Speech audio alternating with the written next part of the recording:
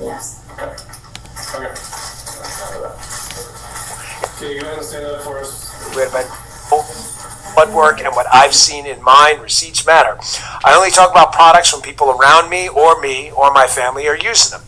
It's easy to add to your routine. It's a daily 2-ounce liquid shot of dose that tastes like mango, no capsules or powders, and it fits well. It fits into your daily routine. It tastes delicious. New customers can save 35% in the first month of subscription by going to dosedaily.co/Bongino or entering code Bongino at checkout. Again, check out Dose. Fantastic product. If you had a couple nights out on the weekend, they have original Dose, then they have Dose for cholesterol, which has worked great for me. That's Dose Daily, DOSEDAILY, dosedaily.co/Bongino for 35% off your first month subscription. Check it out. Great product. These statements of products have not been evaluated by the FDA, not intended to diagnose, treat, cure, or prevent any disease or condition. Thank you, Dose. All right, fellas, let's go. So yeah, I was coming in this morning and I'm like, well, I hate to title a show like that on Friday because it's Friday in the glorious 250th anniversary summer of America. But folks, I want you to understand what you're dealing with. You're not dealing with, and I'm not talking about all Democrats. I'm not. I don't want to do what they do to us. There are a lot of working class Democrats out there who still think they're with the party of JFK. Frankly, even the party of Bill Clinton. I'm not mad at you. You just think differently about things than I do. But we cannot ignore anymore that there is a subset that's not small, the Democrat Party, that flips the double-barrel middle finger to America and hates this place. They would rather see it burn to the ground. They think of new ways to humiliate themselves every single day. And one of the ways Democrats have been, I was on Jesse Waters last night, just tearing apart socialists and that fake fraud Bernie Sanders, that goofball, right? One of the things the Democrats do is they love to go to war with objective truth. That's why you see stupid articles out there, not just about America. We're having trouble with the American success in the World Cup. No, you're having trouble, dipshits. You're having trouble, not us. Not us. They lost last night to Turkey. You're probably happy. They make it to the next round. You're probably like, go Turkey. We love Turkey. All about that. I'm not talking about the lunch meat. Folks, they love to go to war with objective truth. The Democrats can never stick to a predefined set of rules or laws because why? It limits them. So you'll see them changing the definition of words, telling you 2 + 2 = 7, because they think all knowledge is made up by white men and that knowledge is a construct of their power, so you should dispute everything. That is what critical theory is. Why am I bringing this up? There were a bunch of Supreme Court wins yesterday for President Trump. Huge. You had the Supreme Court ruling on asylum. You had the Supreme Court ruling on temporary protection status for Haitians, Syrians, and others. You had a Supreme Court ruling about the Second Amendment. It was huge. You can see some of them on the screen here. It was a big day yesterday.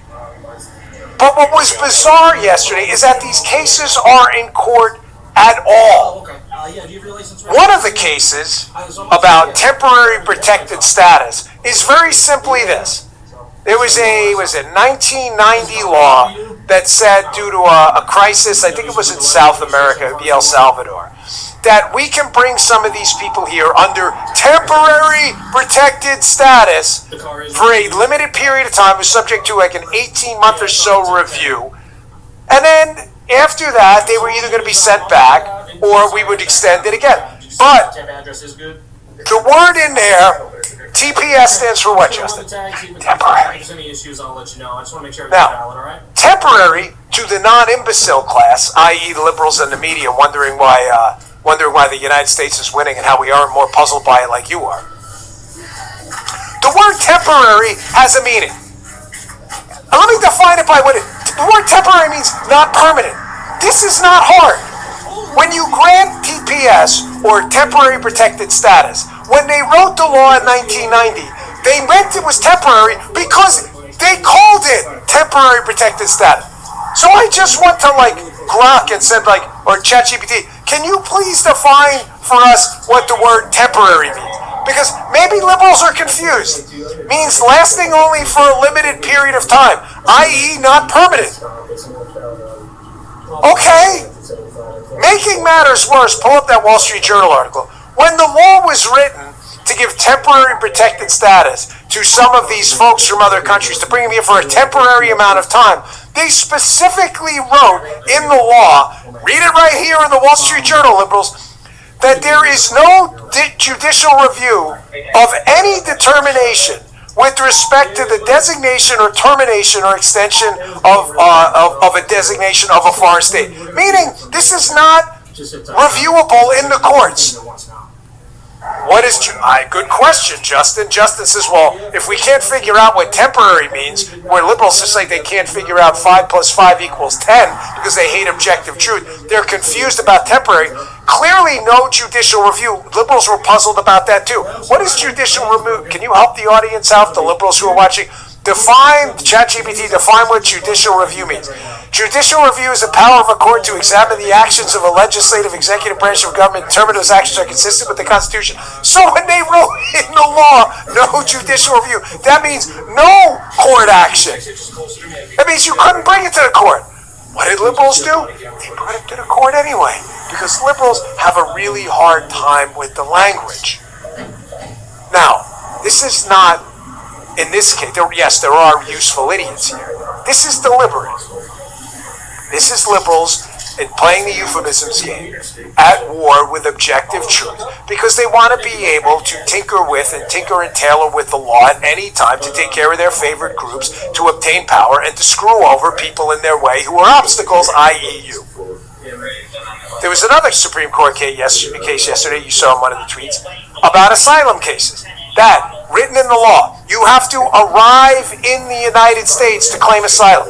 Now, if I were to say to anyone who's not a moron, or a liberal in this case, if I were going to claim my party favor by arriving at the party, it would mean you would have to arrive at the party, where the party is. It doesn't mean you can claim your party favor outside of the party, you'd have to arrive in the party.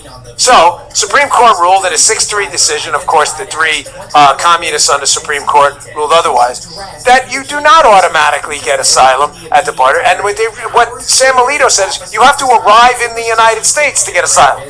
You can't claim it from Mexico. So again, I thought to myself, to help the liberals out there, who are the useful idiots, not the communists who are doing this on purpose at war with objective truth in the language. What does the word arrive mean? This is real. Is this like a 3rd grade classroom? I take that back, like a 1st grade classroom? Because in 3rd grade, I promise you, everyone here knew what arrive meant. Define the word arrive. Arrive, verb, means to reach a destination or come to a place after traveling or progressing toward it. This is unbelievable. You have to arrive in the U.S. Liberals sued over that. Well, what if we're almost at the U.S.? You haven't arrived! I'm going to do that with the show when I come back July 6th. He's going to be like, hey, Dad, it's 10 o'clock. You haven't arrived yet. Don't worry. Liberals said it's good enough. I'm close. It's not good enough. You can't do the show from your freaking car. It's in the parking lot in the back. What are you going to do it from your cell phone? No, it's good. Liberals said arrive means I'm there. To talk to you, okay?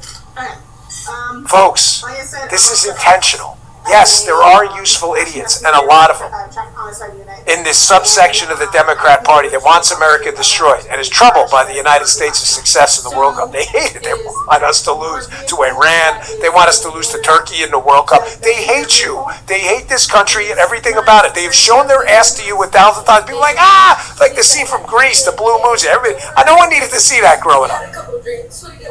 I definitely aged myself there. Grease with that. Well, let me ask this. Who's your worst sequel ever, by the way. What was that? Remember that? Was that Michelle Pfeiffer in there? Someone tell me in the chat.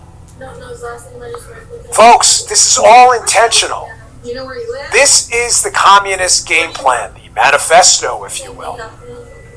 To get people to question everything, to collapse the government from the inside, to cause chaos, and when the ensuing chaos leads to so much pain, suffering, and destruction, the citizenry of a country will call out for just normalcy again, and they'll let a bunch of strongmen take over. That is the communist game plan. They cause chaos by getting you to question everything, even the definition of words like temporary and arrive. Folks, you're next. Is that typical for you? And the facilitators in the Democrat Party, here's my message to you. Grow some freaking balls, bro. Grow some balls and stand up to the lunatics in your party. Don't tell me it's not happening over here. You guys need to do it. Bullshit. I'm sorry you're stupid. You're never online. You don't read the newspapers. You watch none of our shows where this battle's been going on a long time. I'm sorry you're too dumb to figure that out, so I'm going to disregard your dumb comments about the right because they're meaningless and stupid and they defy reality. Your party is being hijacked by communists and bigoted losers and zeros. You are next. You in the Democrat Party. You guys know this congressional candidate, this guy Scott Wiener? This guy is probably to the left of Dan Goldman, who also got booted out, another Democrat lunatic congressman, by an even crazier lunatic than him. I'm warning you, man. Even your boy James Carville, the Ranged Cajun, Democrat who hates Donald Trump. Remember I played the clips of him? He's like, I don't even recognize this party anymore, the Democrats. This is crazy time. This Scott Wiener cat goes out to eat or whatever. He's in some kind of restaurant. Watch these lunatics jam a camera in his face. Keep in mind, this guy is like to the left of AOC. You don't think you're next? They jam a camera in his face. They won't give him a second. You brought this on yourselves, by the way. Demanding he scream "Free Palestine" that doesn't even exist. Check this out. Y'all gonna have to kill me, bro. Free Palestine, motherfucker. Piece of shit. I don't say congratulations, though. Make your point. Palestine, motherfucker. Piece of shit. Hey, if they kick you out, I'm gonna be on that back door in your helmet, bro. Leave, motherfucker. Leave. Leave. Hey, please off me. You gotta leave, bro. Out back, motherfucker. Are you blaming it? Look how scared he is. Look how scared he is. Or were you actually the one? Terrified of these people. Which one is that? If the guy had any balls on him, Okay. he'd go back and say, Okay. So you can take that and shove it up your ass. There is no, I don't even know what you're talking about. There's no such thing as Palestine. Folks, these people are freaking insane. Democrats, grow some testicles. If you don't stop this now, you are next.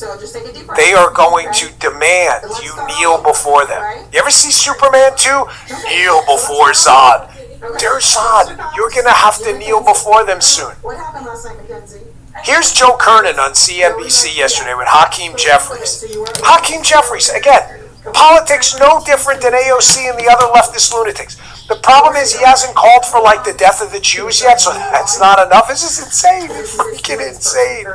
Here's Joe Kernan on CNBC trying to warn Hakeem Jeffries. It's CNBC. Kernan's not a liberal, but however, it's CNBC. It's not some right-leaning network. Trying to warn this guy, hey man, you got a big problem. Maybe it's time to kind of draw a line in the sand. I'm just throwing it out there. And Hakeem Jeffries, who has no balls at all, is too cowardly to stand up and do the right thing. He does the easy thing, the mark of a coward every time. Check this out. From the interview and everything, but it doesn't really answer the question that Andrew said. We all agree with what you just said, but it totally shifted from what we're talking about is whether when the Democratic Party includes someone in that tent that believes these things, I don't think any of those things are going to solve what you just talked about or an answer to any of our problems that you delineate so eloquently. They were saying, you're next. About Hakeem Jeffries, you're next, you're next, you're next. You can't think this is a positive development in New York politics, can you? And they'll just, Dems will be Dems or something like that. I don't see how you can say that. You need to reject those things. I think. First of all, I've clearly rejected those things. That's number one. Number two, and my record speaks for itself. This is not a Dems will be Dems situation. Donald Trump is the president of the United States of America right now. Are you kidding me? Of course, he makes it about Donald Trump. Hakeem, man, really grow some testes, put some fertilizer. You have chia testes or something? You ever see like the chia pet? You put the little chia seeds, maybe chia testes. Someone want to start that? It's your chia testicles. Drill water. Watch the testicles grow in a couple. Have some balls, man. Stand up, chia testes. It's time. It's time. You think they're not going to show up in a restaurant in your face? Free mythical Palestine. You don't think you're next? Justin brought up yesterday, how long have we been warning you about cannibalism theory on the left? We have been talking about this forever. When you're such a leftist lunatic who craves power and you feel like there's something in your way, it doesn't matter if it's a Democrat, Republican, or even another communist, they will depose them too. They'll be done. Finished. Should be dispose of them. Probably a better term. Read The First Circle. Read these books. These books. Read anything by Solzhenitsyn. You don't think they're coming for you next? They didn't even put this. Here's the white Karens telling Hakeem Jeffries. A bunch of white Karens. You're next. You're next. Oh, no, they won't get violent. And if you, oh, yeah, sure. We've never seen that before. We had the first Antifa convictions, a case we worked when I was at the FBI. In modern U.S. history, for what? For violence, extreme violence. Of course, there was no violence in the BLM episode either. It was mostly peaceful, folks. I hope you sense the dripping sarcasm. Remember one of the guys, by the way, involved in the "it's mostly peaceful" as the building behind them was burning? Wasn't Ali Velshi one of those guys, or MSNOW at the time, MSNBC? You remember that? They're like, it's mostly peaceful. Hey, there's a building burning down in the background. That's okay. It's just a few matches that went up. It looks like the whole town is burning. I don't know what happened. May have been some gasoline storage. I don't know. Here's Ali Velshi, in an unintended segue, but good nonetheless. Another facilitating the takeover of the Democrat Party by a communist group of commie Nazis. National Socialists and commies at the same, they both have the same interest in mind. Look at this. Remember this? Kenosha, Wisconsin. Fiery but mostly peaceful protests after police shootings. That picture's real, bro. That picture's real. That's not AI. That's not that Giphy with the girl on the swing with the flaming house in the background swing. That's real. Tell you all of this. And here's Ali Velshi interviewing Daria Chevalier, who was the co-founder of a group that wants to, quote, eradicate Western civilization and foment violence and unrest in the United States. She is going to be a congresswoman from New York. I kid you not, brothers and sisters. Here she's asked about her tweets. And watch Fauci, give her a total pass. And by the way, he's asking her about tweets that go after Democrats too. You're next. She called in one of her tweets like Joe Biden a rapist or something like that. So Fauci's like, hey, these people are coming for you next, Hakeem. Chia testes, rub the chia thing on, water a little bit, maybe have someone do it, maybe you grow a sprout a few, produce some testosterone. Watch this segment. They're coming for you next. Check this out. The Joe Biden one, you did say you called him a rapist. Is that the kind of thing that just because you're sort of a digital native and that you do on the internet, or did you believe that? Do you believe that? I think there was a lot of misunderstandings around where my posts, why they were deleted. I deleted my account many years back because I was focused on returning to organizing and my studies. I was working on a PhD program.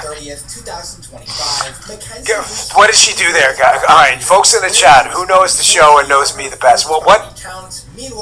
Besides the fact that she wants to eradicate Western civilization, which is probably a big deal, what part of that drives me the most? Where she remains at the time of recording this video. Yes. Someone say in the chat. You know it. The freaking citing of the education. You must ask permission before you do. Whenever you cite your education, you sound like a moron. I was on Jesse Waters last night, and the producers were in my ear because the segment went on. I appreciate Jesse giving me some time, but it went on probably a little long. Those segment's supposed to be 5 minutes. I don't know what that segment was. It was probably a little longer than that because I was just going off. And right at the end, they're like rap, and Jesse's like, hey, this Daria Chevalier, she's been in this PhD program for like 7 years. I'm like, 7 freaking years. What is she, like a neurosurgeon? What is she? Never shout your. Who just said that in the chat? Yes. The audience knows me better than anyone. The education. I hate it. 7 years in a PhD program? The hell is she doing? Is she a perinatologist? Doing high-risk pregnancies? Is she a vascular neurosurgeon? Is she operating on the foramen of Mahjong or something? What is this lady doing? Breakthrough study. 5 big, right? He said, what did Justin said, what did he take a dissertation? She write 30 words a week? What the hell were you doing? And you came out of it, and after, 7 years of school, your conclusion was the best you could put together is Joe Biden's a rapist? I don't even, listen, feel what you want about Joe Biden. That's up to you. That's the best you can do? And that you feel like you should eradicate Western civilization? The same one that put you through school for 75 years or whatever? How old is this lady? Has she ever had a job? Let me guess, was she a community organizer like Obama? These are the intellectuals on the left. Those lines of crimes and operations. You ever see that movie about the Entebbe hijacking? The greatest scene ever. When these, it's a true story, obviously, about these terrorist, quote, revolutionary loser assholes, cut from the same mold as these people, too, the eradicate Western civilization folks. They hijack this plane, and the pilot of the plane, they keep him in a hangar, and the plumbing breaks in the hangar, so the pilot of the plane, who's obviously under stress, who's fixing the plumbing, and this goofball revolutionary, cut out of the same mold, he tells him, he's like, you know what? I'll take one plumber over 1,000 revolutionaries. You're damn right. Folks, Jesse asked me last night in the clip, Dan, he said, what's your advice to Republicans? Well, listen, I would take you to take my, but do you're all smart enough to figure it out. But if you're going to ask me my advice, all right, I'll give it to you. I'm going to take a quick break. I'm going to tell you what my advice to anyone, not just Republican Party members, but anyone, even in the Democrat Party, who needs to expose and excise this cancer of communist, National Socialist Nazis in their party, I'm going to tell you how to do it, and it's not hard. Just use Saul Alinsky's rules. Dan, he was a leftist. Yeah, he was. And a bad dude. But his rules, they work.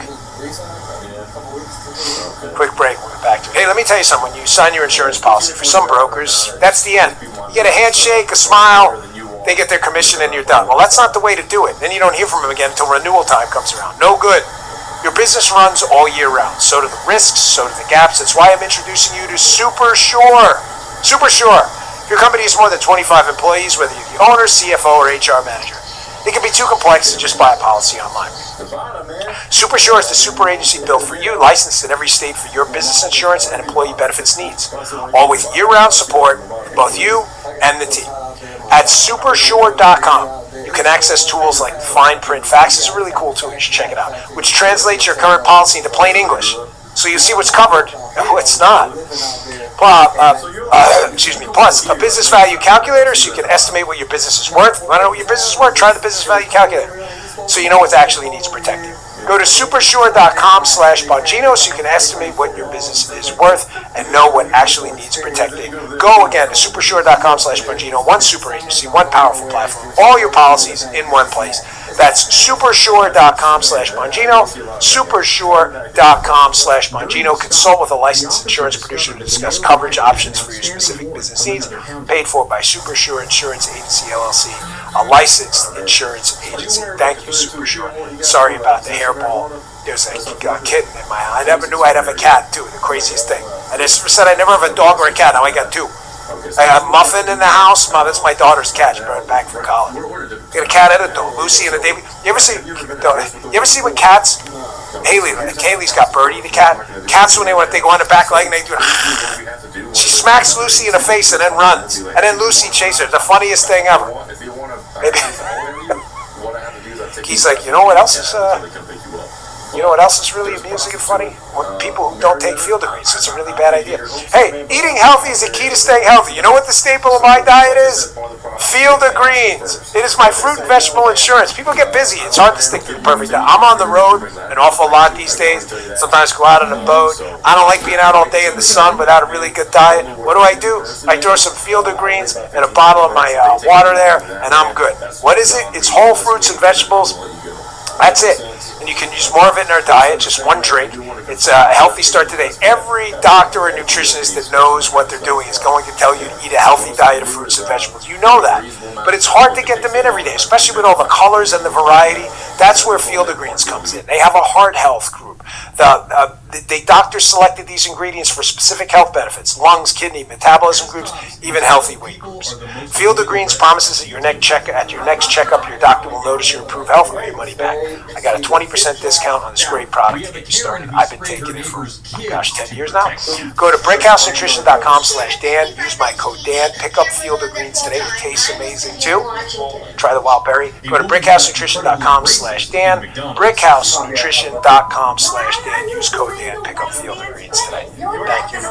Okay, ladies and gentlemen, if you want my advice, cool. If you don't, take the segment, throw it in the garbage. I'm just telling you, Saul Alinsky, who was a leftist organizer, has a series of rules. Rule number 4, when it comes to communists, socialists, and these other scumbags on the left trying to take over the country and, quote, eradicate Western civilization, rule number 4 works on them every time because they're frauds. Rule number 4 is make the enemy live up to its own book of rules. So if you're going to go out there, as I told Jesse last night, and you're going to talk a lot of shit about people accumulating wealth and the dangers of wealth and success, and how we need to level out and give to people who created, to other people who will take, who don't want to create or take risks themselves, take from people who bust their ass and work for a living. And by the way, in case you're one of these leftist dipshits that thinks I'm talking about like a guy with a monocle and a top hat, I'm not. I'm talking about the guy who built an HVAC company from scratch, busting his ass in hot attics in Florida. What do you think an attic is today in Florida? About 247 degrees? And all of a sudden he learned the skills himself. Then he started, what, a Joey Bag of Donuts HVAC. He finally saves up, squirrels away, maybe after 10, 15 years, a couple $100,000 for a down payment on his house. And now these dipshit Bernie Sanders losers come in and they go, we got to level that out. We don't got to level out shit. You want to level it out? There's a way to level it out. You want to go to the Income Distribution Center? You know what that is? We want to redistribute income. It's called a freaking job. That's how income's distributed. Get a job. Republicans, tell them, get a job. Stop being a loser, get a job. Get a freaking job. J-O-B. Get a job. And if you're going to talk all this smack about the dangers of wealth and all this other stuff from people who've actually succeeded, then you better be willing to stand up to your own rules and scrutiny. Here's Bernie Sanders yesterday. It's only about 20 seconds of Bernie Sanders. Probably the biggest phony fraud up on Capitol Hill. Bernie Sanders says, listen, we've got a problem. New York, that election was great because we've got to shake up the status quo. In New York. And then he says, he talks about the billionaire class, the wealthy people. Now, you can go do your homework on this yourself. I'm going to play the clip. I know you won't because a lot of liberals prefer being dumb. But if you prefer to actually know something and be slightly educated and not brag about it, like DAC, I'm going to help you out here. Check out Burns. Right, I know. Last night, New York City progressives won 3 congressional seats. They're beating puppies. People in New York City are saying they're sick and tired of status quo politics. They want a government that represents everybody and not just the billionaire class. Did you guys fall? You didn't fall for this, right, when I said this clip. Do you know where I was going with this? The status quo in New York City, folks, elected communists because they're upset with the status quo. Where is the sign, Dan? Butt out of the chair, plus job equals pay. Curious cat. You got the sign? This is for you. Curious with a Q cat in the chat. This is for you, buddy. The sign is always on hand. Lib guide to loan repayment for student loans. Get your ass, stick figure ass, out of the freaking chair, go to that building, that's a freaking job, and there you go. You can get money and pay your own damn student loans. Thank you, Curious. Yeah, if her clothes aren't wet, that's all. That sign is, we have never erased that. One day, I hope there's not like a flood or something, and like the dry erase marker gets off. You think it's completely inked on now? Good. We gotta take a picture of it just in case. Get a freaking job, loser. Get a job. So Bernie's upset about the status quo in New York. Pull up the Grok. Put up Grok. Who runs? What party do the last two mayors of New York identify with? This is Justin's Grok here. Thinking about your request. Oh look, they were Democrats. They're Democrats. They're Democrats. Eric Adams and Bill de Blasio. Remember de Blasio? Remember him? French fry guy during COVID? Oh, go get a COVID shot and you can get free French fries. And there's a burger too. What a goofball. Let's go. Democrats have been in charge of New York for over a decade. What are you talking about? The status quo. Do liberals ever ask themselves this question? Liberals, I'm asking you. I'm asking you as a friend. I'm not your friend. I'm asking you as a fake friend. Do you ever ask yourself questions? Like when Bernie Sanders throws out stupid bumper stickers like, fight the status quo. Do you ever say to yourself like, what's the status quo again? The Democrats. Oh, so Bernie's fighting the Democrats? The answer is, yeah. Let's go get your shoes. Come on. Oh yeah. For them to do this, the Democrats aren't radical enough. Non-stop nuisance to the neighborhood and to the police. Top 5 highest tax rates in the country, city, state, federal, combined in New York. Massive regulations, the war on the Second Amendment. And then I will have to go to the massive welfare budget in New York. The New York City budget's bigger than the whole state of Florida. That's not enough for them. She thinks she knows some tricks. Bernie's at war with the billionaires too. And the wealthy folks. What else can I cook up here? Yeah, simple question. Ask Rock what Bernie's worth. Let's just throw this out there. I know, Libs, you don't want to do your homework ever. You're angry at the billionaires who are in your way. You're not angry at the billionaires who give you power, the millionaires. Bernie Sanders is a millionaire. His estimated net worth is generally reported in the $2-3 million range. Wow! Bernie doesn't like wealth accumulation. Except when it's his wealth. That would be what's known as a freaking fraud, a fake, a phony. Bernie Sanders is jealous because he's a loser. He's never had a freaking job. He's a goofball clown who couldn't do a damn thing in his life. Bernie Sanders has never added value to society ever. Bernie Sanders is a thief and a taker and a bum. A bum. And he's always been a bum. And he's one of the most dangerous men in America because he takes his bumness and transplants it into a national movement to create other bums who want to steal from people who aren't bums. My phone shows that. Wow. Door Slam McGroin, thank you. $5. With video of the neighborhood and like the sidewalk, and she does legitimately watch. You want to see another fraud? She is dedicated Daria to keeping DAC Chevalier, minimal. who must be a neurosurgeon at this point. Vascular neurosurgeon. 7 years, PhD. Wow. She wants to eradicate Western civilization. She hates capitalism. She's already said it. They know her whole. She hates capitalism. Maybe she should start her own household. Check out this New York Post article. Homeowner bashing Daria Lisa Avilia Chevalier.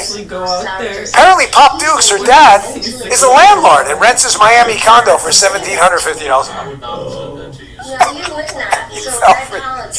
Such suckers. Listen to me. Come back here. This is a lot, folks. My red hair.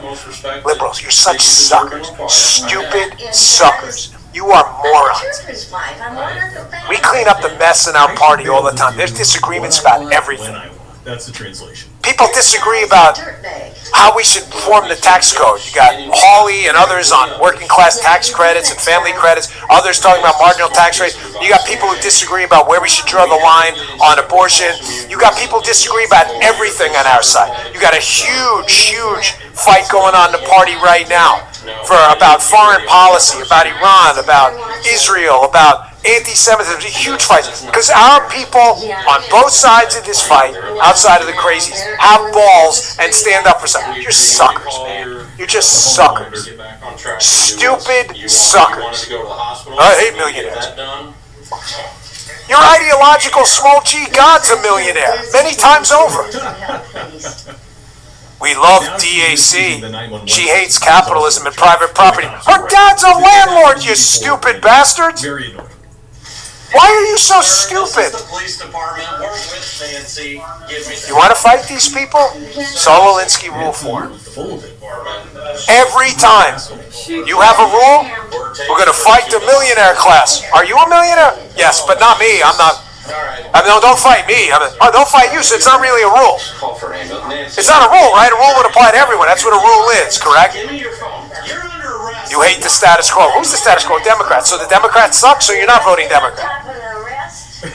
Okay, good. It's good to know. Logan 78, will you send us an I can't help it. I like her. We really love on the show Caitlin Bennett. We're going to have her on as a guest. At some point, we're just trying to work out the whole summer guest schedule and stuff. And we're working on a lot. The product is just exploding, by the way. All of our haters are going to... You think that... I haven't told you guys this yet. Jasmine, you may know, but folks, we're working on some huge things. Our haters who seethe every day and crap their diapers and claw at their faces because the show just continues to succeed. It drives them crazy. You're going to go even crazier in the coming months. Like, we can't gonna get him next time. Yeah, sure. Okay. Been saying that for over a decade now. It's not working. We're gonna get Caitlin on. But here's Caitlin Bennett. She does these great man on the street interviews. Here, this is how it's done. You want to expose them by making them apply their rules to themselves. If they don't apply the rule to themselves, it's not a rule, correct? Liberals hate borders, right? Fences, walls, I've said it. We have to run like a montage on it. You know that. Caitlin Bennett walks up to this liberal rally there where mysteriously they set up a border where you can and can't get up. Why would you need a border? I thought we don't do border. This is glorious. Watch this idiot fold under pressure with Caitlin Bennett. Just ask him a simple question. Check this out. Like, get out here with your side. What do you mean? Oh, you have borders on this campus. No, we have this space reserved as an official event. Yeah, so you have borders. Where's your borders at? This whole green area right Oh, here. so you want to control who comes in and out. Like an ICE agent or a border patrol agent. You wouldn't dare act like a fascist, would you? I would really encourage you on a rally on a campus. This is an event for sanctuary campuses. You probably shouldn't act like a fascist border patrol agent. You should take down your borders and let whoever wants on the space, okay? Easy with the Lord's name, my man. Yeah, that's how I feel. Why is your lip quivering? Go ahead and continue with an ambulance, please. Because you've been called out on how you're acting exactly like how you don't, what you're advocating against. You're acting just like them. So if you believe in illegal aliens allowing to have sanctuary on this campus, put your money where your mouth is, leave me alone, and let me have sanctuary on this campus, okay? I love this. I love this. But Motley's in the chat. Motley's in the chat. Motley's in the chat. Again, we've scrapped the 5 limit Motley rule. Put as many Motleys as you want. Because the show is yours after all. And you all decided they were not limiting themselves to 5 Motleys.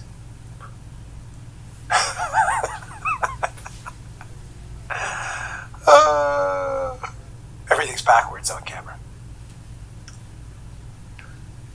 The guy doesn't even know what to say. Well, you guys don't believe in borders? But you believe in a border around your up, so I can't go in. Why can't I go in? You don't believe in borders, right? Saul Alinsky rule number 4. You're going to apply a rule. Let's see how that rule works when it's applied to you. Because if it doesn't apply to you, axiomatically, it's not a rule. You just made it up. Folks, to Democrats, I can't say this enough. Stop being stupid. Put the chia testes on, water them, and grow some balls. Your party is being hijacked by freaking lunatics. And anyone out there, I think it was it Matt Walsh who said the other day on Twitter, and he's correct, about 2-3 days ago if you want to look it up, like anyone celebrating this in the Republican Party, like, oh, it's so great, like the communists won, so now people are going to see. No! This is never good to give a communist power, ever. This is not a thing. This is not like subtraction or addition by subtraction or anything. No, this is none of that. This is just bad. This is just plain subtraction. You cannot give communist power anywhere. It's like the Lord of the Rings, like giving them the ring. Oh, no, he's just going to borrow it for a few minutes. No, they're not. They're not going to do that. I was going to use a Star Wars example. It'd be like Luke giving Darth Vader his lightsaber, but in Return of the Jedi, Darth Vader kind of punked out at the end. If he was going to be a bad guy, just be a real bad guy. You know, right? This is an unpopular opinion. I'm sorry. No, we're not right. Gee's like kind of, if this show goes to black, it's all Gee. It's all Gee. And these sponsors are going to be very, Vaults of Honor, my page is probably going to be pissed. Darth Vader, have some balls. Just be the bad guy. They had to write this, and then at the end, there's like this stupid images, and he's like sitting there with Yoda and all that shit. So you're telling me like Darth Vader whacks like the entire universes, blows up planets, and all of a sudden at the end, Luke's like, "Hey man, I'm your kid." And he's like, "Yeah, it's all cool now." Have some freaking balls. I know Star Wars fans ain't gonna dig it. I don't care. Be the bad guy. You know what he should have said? When that should have been him at the end. They should have taken his mask off and he should have faked it. He should have been like, Luke, I feel so bad. I'm just kidding, motherfucker. And like shivved him with the lightsaber. That should have been how it ended. And then you could have done sequels later. You know? Am I wrong? Like Princess Leia could have come back in DEI Star Wars and like been like the Jedi savior or whatever. I am worse than Disney. I probably screwed up Star Wars. No one can screw up Star Wars worse than Disney. I'm sorry. You really want to dump out a show there. You can't take it. Folks, Democrats, have some balls, okay? Have some balls. Here is a poll showing, in case you think, by the way, I'm making this up. This is CNN. Don't blame me. This is not Fox News or Newsmax, okay? Here's Harry Eden, a pollster over at CNN. Here's a poll of Democrat voters who approve of socialism. You know socialism. Torture, death, destruction, starvation, Soviet Union, Cuba. No, it's not Norway and Denmark, dipshits. Watch yesterday's show if you're too stupid to do your homework and you actually believe that. As I said yesterday, socialism is not building roads. Unless the government owns the asphalt business, the tire business, the car business, and the tar business, that is not socialism. Stop being stupid. Socialism is the government ownership of the means of production. So, this poll, where Democrats support socialism, are you going to give your private property and your business over to the government? If your answer is no, you're not a socialist. Stop being stupid. Check this poll out yourself. You think I'm making this up? We talk about democratic socialists. How are they viewed inside the Democratic Party? Yeah, you know, you mentioned New York, you mentioned Vermont. Obviously, there's the D.C. mayor. We've seen it in Pennsylvania as well. The Democratic Socialists seem to be doing considerably better than they used to be, and they have the chance to knock off, in fact, Democratic incumbents in Congress. And part of the reason for that, why we're seeing these Democratic Socialists having such good chances or outright winning nominations, is take a look here. Net favorability among Dems. Democratic Socialists of America, look at that. A plus 17-point net favorability rating among Democrats. That is actually better. That is better than how congressional Democrats are viewed by Democrats at just plus 4 points. So no wonder that Democratic Socialists have such a good chance, because simply put, they are a better brand at this point than Democrats in Congress.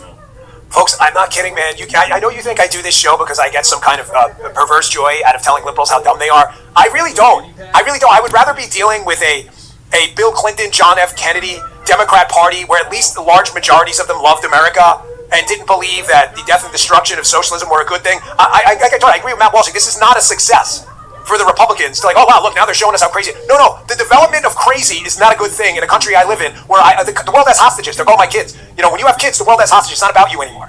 It's not about you at all. It's about your kids. I'm not leaving a country populated by terrorist Nazi sympathizers. Portland police say they arrested No, that's not how this works. I'm in this to win. Tuesday. I'm in this for W. They say he entered the new worldview, Puja because they Bell are so restaurant dumb, and and bar it makes last me enjoy Friday the modern in liberal Westbrook. progressive. Police say Collapses under the mildest of scrutiny. You just saw me play the police say he was We're at war carrying with the what status quo. appeared to be New York. a makeshift That's what Molotov Democrats you cocktail want. and later lit We're at the war with the device. millionaire. You are a Police millionaire. also say Muko Caleb, pulled out a firearm Now and we don't threatened report. people Why do you leave inside. reporter here? My lips are Muko red. I don't know is what to facing do. charges for arson and They reckless say conduct things with all a the time that dangerous are so weapon, beyond among stupid. others. That it's a marvel to me. New today, the governor's office says Here's Maine again is the view. I making love clips steady of the view. progress They show it towards millions of its viewers goal every day. to From create people who more clap along housing like seals. statewide. The numbers from a What's that? recent survey Yeah, indicate definitely. 7,500 units of housing were created across the state last year, about 600 more than the state's goal. Here they are in the Portland, talking about Biddeford, voter ID. Lewiston, And it was Sanford, and Wyndham led the nobody state really wants voter ID. in You could just look units. that up so you don't look like a moron. 67% of all permits Go were to for ChatGPT, just so you know single-family homes. This is when you're State doing a leaders show in say front of this these effort people, helps it's chip your away obligation at to creating not be a more moron. than You 80,000 can new just units ask of housing about by the public year sentiment 2030. about voter ID. They hope to develop Cue that another one up. What 7,600 does units public polling in say about voter ID? 2026. This is how easy this is. A new coalition is highlighting the work of immigrant-owned and operated residential care agencies across the state. News and Germain's Alex Haskell visited one of those agencies to see firsthand the impact it is having on the lives of the people they care for. Alex is joining us now in studio. Hey, Alex. Hey, Chris. So this coalition is launching as some immigrant-owned businesses face increased scrutiny over alleged main care fraud. Its members say they want people to see they do this work for the right reasons and care for hundreds of vulnerable Mainers every day. When they come to vote. Nobody wants it. This is the mermaid. You can just look it up. One of 50-year-old Marlene Larrabee's favorite hobbies. I've got some planned around here. Tomatoes.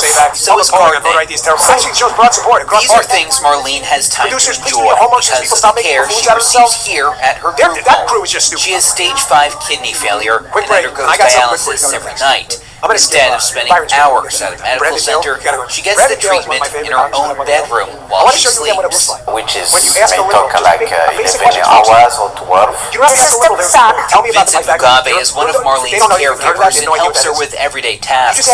Marlene also has a developmental disability, so that can include everything from preparing meals to making sure she takes her medications. She may need assistance by doing anything at the house. Marlene's care is provided by Golden Group Home Services. One of its founders is Landry Quizera. Quizera also leads the newly formed Maine Immigrant Business Coalition, made up of 30 immigrant-owned residential care agencies across the state. There's a lot of immigrants doing the same business, and we wanted to learn from others. We needed to have best practices. But he says there's another reason for coming together, as allegations of Maine care fraud involving some immigrant-owned businesses continue to make headlines. Quizera says he wants people to see the work many providers are doing for some of Maine's most vulnerable residents. We didn't want to allow everyone to tarnish the reputation of anyone who's doing this business, because I know for myself, this is a sentiment I share with a lot of business owners. We like what we do. We are in this business to improve people's lives. This right here. He points to people like Marlene. Quizera says without this home, she would likely have to leave Maine to receive the level of care she needs. You need to have products when your shelves are empty and you got nothing else. Well, what do I use for that? I use my Patriot Supply. Trust them, I've used them forever. Now, there is still a significant need for residential care here in Maine. As of the end of March, the Maine Department of Health and Human Services reported more than 2,800 people with developmental disabilities were waiting for residential services. The coalition says its 30-member agencies currently care for more than 400 people across the state and hope to work to continue to help that growing need. In studio, Alex Haskell, News Center, Maine. Wow, look, we have a Pythagorean theory. Rumble of Steel Skin. You guys got the best names in our chat here. As you know, if you want the details on our giveaway starting July 6th, when I come back from a little vacation next week, you can check out yesterday's show, 1776 Live Club, official rules at bongino.com/1776. We're just giving money away. We're just giving money away. Why are you giving money away? Because unlike what I'm saying, I don't like to steal other people's money. I like to give my own money. Check out this one. Here is my good friend Brandon Gill. Absolutely awesome. Asking just really simple questions like, hey, if we're going to give food stamps, SNAP benefits out to people, should we be buying sugary sodas and stuff? Because that's really not really good for your health. Watch it. Has no idea what this is. No idea. Check this out. SNAP dollars be spent on sodas. The purpose of the SNAP program is to provide families to have food and beverages. Should it be spent on sugary sodas? I am happy to talk about hunger and nutrition, but not dictate what Americans should or should not eat or may have access to. I'm asking if tax dollars should be used to pay for sodas. They're not American-made. Taxpayers' money should be utilized to ensure that individuals have access to the food that they need to survive or may be accessible to them. Do they need sugary sodas to survive? Some of them do, who do have low blood issues, who may have kidney issues. Do you think they need Coca-Cola to survive? Do you think that's the most appropriate use of our tax dollars? I am not a physician, but medical records and expertise. You were just citing the health needs, apparently, of the American people. So the adult use company. Nobody's telling us. This Chinese Thankfully, we brought out the job thing before. Folks, see, this is what happens when you don't want to work for your own money and you rely on others to give you stuff because you don't want to work. I'm not talking about indigent folks. I'm not talking about some 90-year-old grandmother who may have outlived their savings and all her children. We're not going to leave these people on the street and die. We are America, the greatest country on earth, which thankfully the Europeans are recognizing right now that they're over here for the World Cup. I'm not talking about a kid who, God forbid, their parents die in a plane crash is 2 years old. I'm like, screw it. That is not the majority of people on these programs. They don't want to work. They just go, and nobody wants to tell them. That's not nice. F being nice. Get a job. You know what's not nice? You not having a job and stealing everyone else's money. Get a freaking job. And you know what? You can buy all the soda you want. I'm not against the soda once in a while. Tastes good. Tastes good with some alcohol in it. Not that I know. I've seen people do it. There's even drinks. There's like rum and coke and all that. There's like, if you listen to Snoop Dogg, there's like gin and juice. Remember? We rolling down the street smoking endo, sipping gin. There's like songs about it. I'm not against. No, you don't have to rap it, dude. You're good. You're good, but not that. Yeah. I'm not against it. Do they still have Fanta? Is that a thing? Whatever, man. Go have your own. Yes, there is a Fresca in the fridge. Somebody here drinks Fresca. You know, guys, let me ask you a question. Gee, you're the senior guy. Have I ever come to you and go, who the hell put that Fresca in the fridge? I want that. Have I ever said that? Why did I not say that? Why? Why did I not say it? Why do you look puzzled? Like, why would I not ask about it? Andy, why would I not ask about the Fresca in the fridge? No, because I don't give a shit. If you want to go drink a Fresca, drink a Fresca. #1 foamy finger, pro Fresca. But if you ask me to buy you a Fresca, I'm going to tell you to go shove it up your ass. I'm not buying for your. You can take the Fresca and good luck with that. I'm not buying your Fresca. I don't even have a freaking Fresca. But you work for it. He has made a good point. I get directly to buy Fresca. But you actually produce something, the show, and then you go buy the Fresca. You're making my point. Take your ass. Guy has an ass too. Get it out of the seat and go freaking produce the show. That's what he does. And Guy chooses to buy Fresca. I never was like, hey man, who the F is in here buying Fresca? Because I don't care. All right, it is Friday. I'm going to be off next week. Again, Vince will be here on Monday. The great Sean Ferris on Wednesday. It is Friday. And we've been playing segments of this guy. And I got to tell you, I wasn't going to play this in this guy here. I can't get enough of this Nate Bargatze and SNL clip about America on its 250th. These guys said there's another one. They showed me this morning. You guys got to see this. It's a take on it. Or George Washington. I don't even, if you've seen it the last few weeks. Here's the third part of it. It's short. But this is hilarious. I got to let you laugh a little bit on a Friday. Check this out. Let's confess, it feels a little complicated, sir. Why not use meters and kilometers? We will, soldier. But only in certain and popular sports like track and swimming. For popular sports like football, we will use yards. Football, sir? Yes. It's a sport where you throw a ball with your hands. So in football, there is no kicking? There's a little kicking.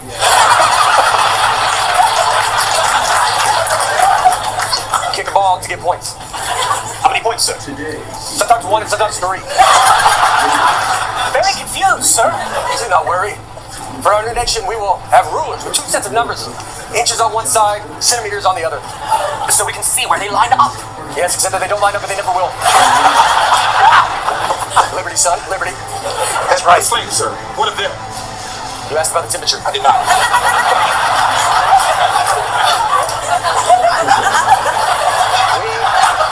We should have 2 different unrelated scales of temperature. One of them will make sense to the entire world, and the other will be super random. Our great nation will use the random one. What is the scale called, sir? Fahrenheit. Spell that for me. Impossible. I really debated playing that, but that's skit. Is that Nate Bargatze?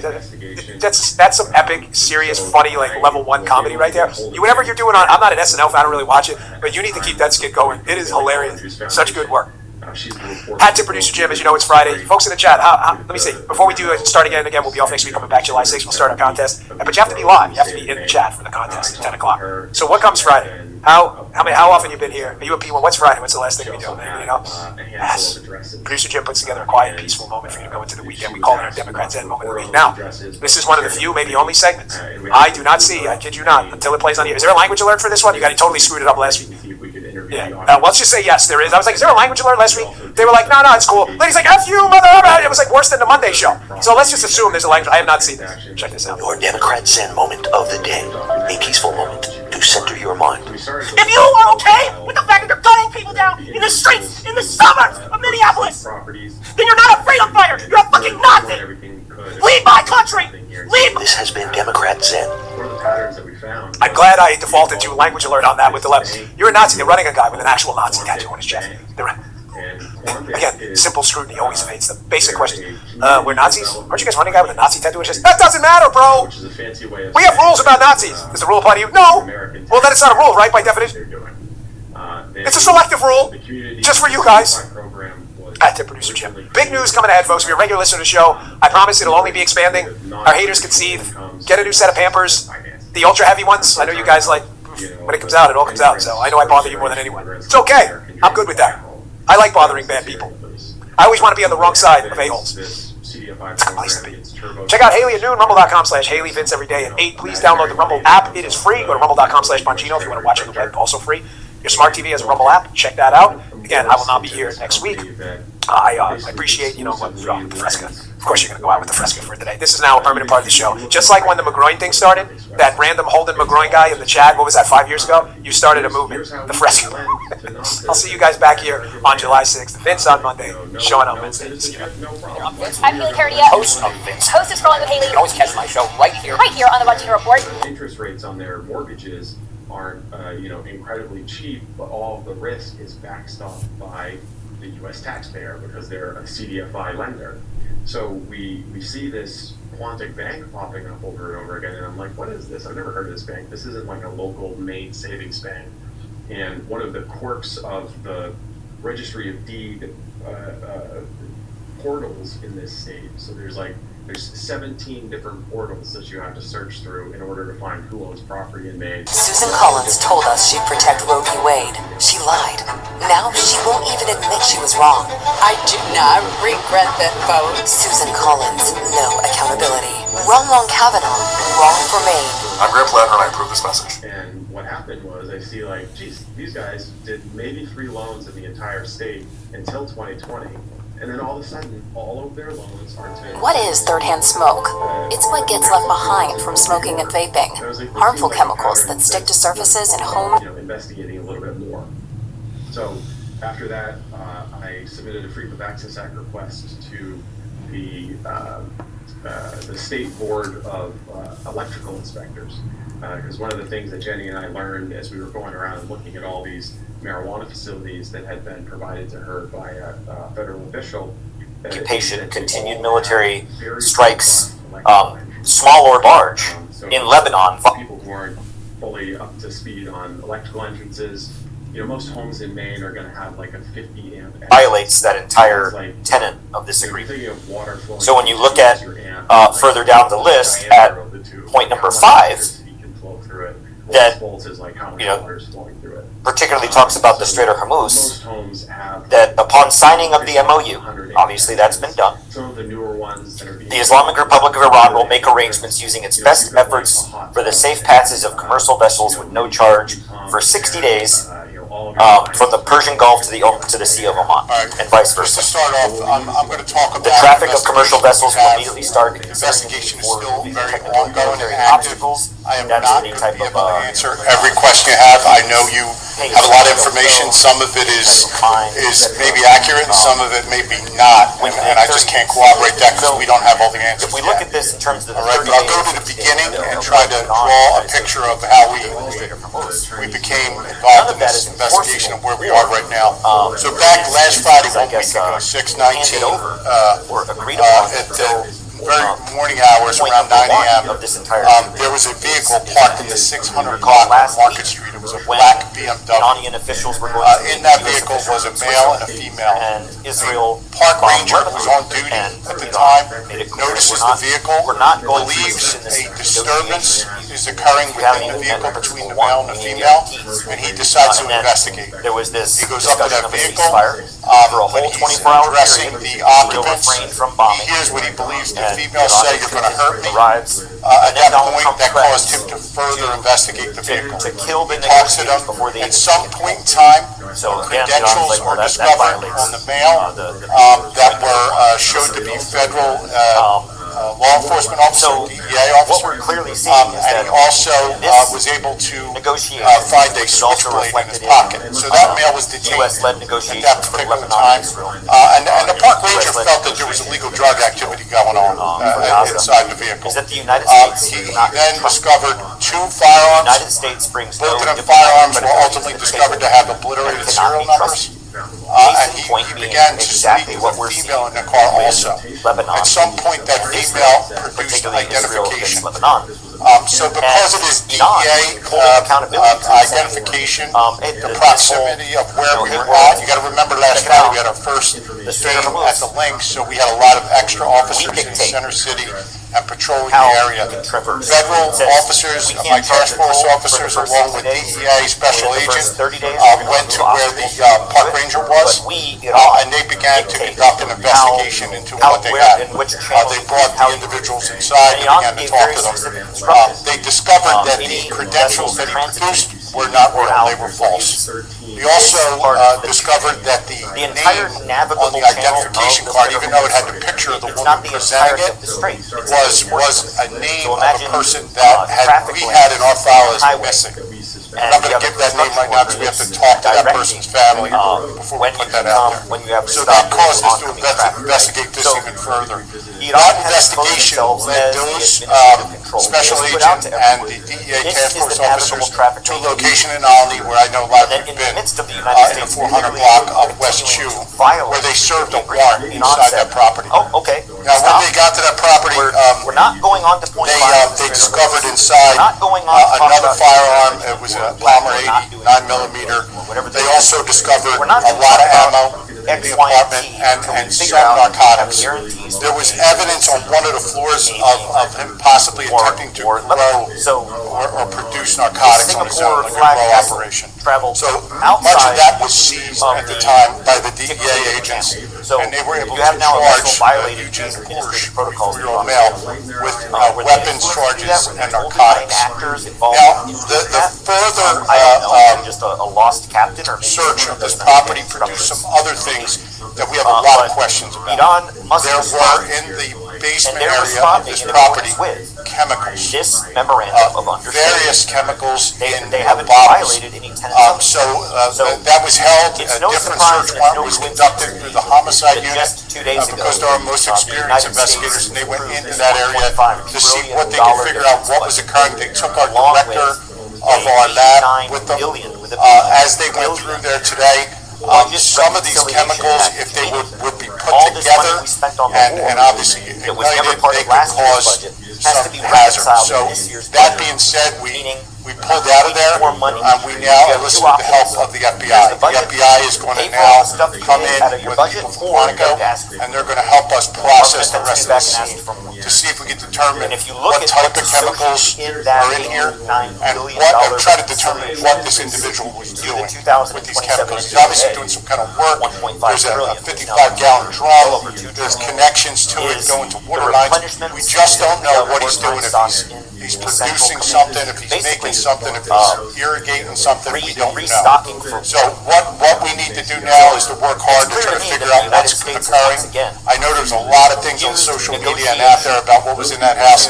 What I'm telling you is a lot of that was not true. It's not true. This is, I'm giving you, like I said, there was over 120 pieces of ballistic evidence, other false identification with federal law enforcement, the chemicals, the material, and the evidence of and the quality of the amount of chemicals is really got us to get some help here to process this scene. There's chemical work being done, we just don't know if he was trying to produce narcotics or some other material. So at this point, our investigation is still very active. He's in custody at this time. I know his attorney was speaking on his behalf.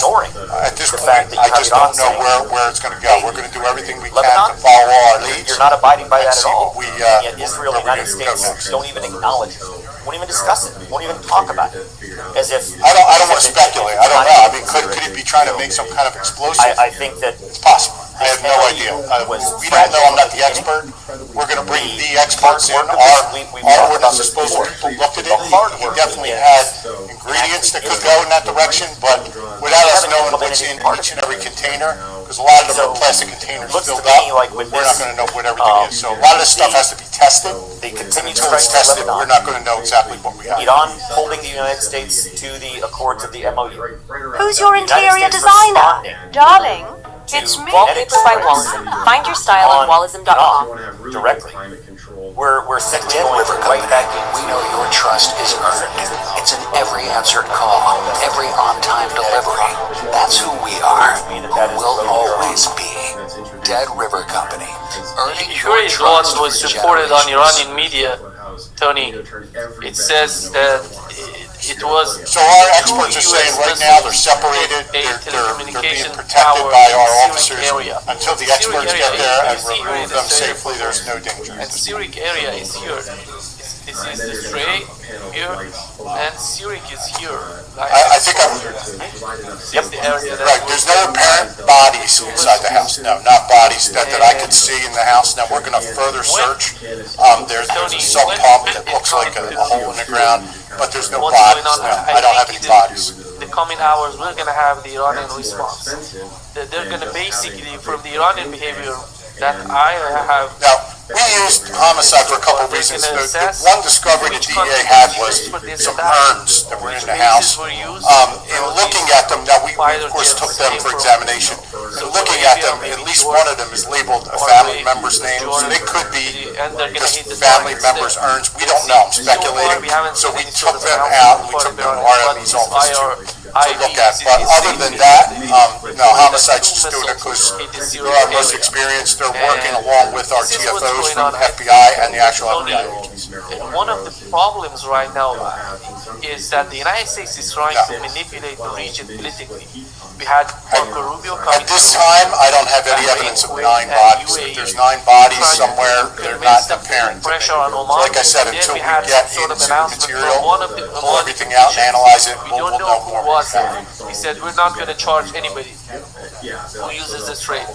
Then we've seen Bloomberg reporting that Omani government was communicating with Europeans. I mean, so obviously, I don't even know what all the chemicals are.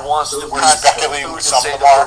So until they're able to tell me once they test them what they are, we didn't kind of like dip our finger in to see what they do. So we're gonna be careful what we have and use caution. But it's definitely a strange setup. There's hoses coming from barrels and things like that. So enough to pique our interest, enough to move back and let our experts come in. These are two complicated situations. Yes, yes, the crime scene. Obviously, we recovered guns from there. We had false IDs. This girl's carrying an ID from a missing person that she said he gave her.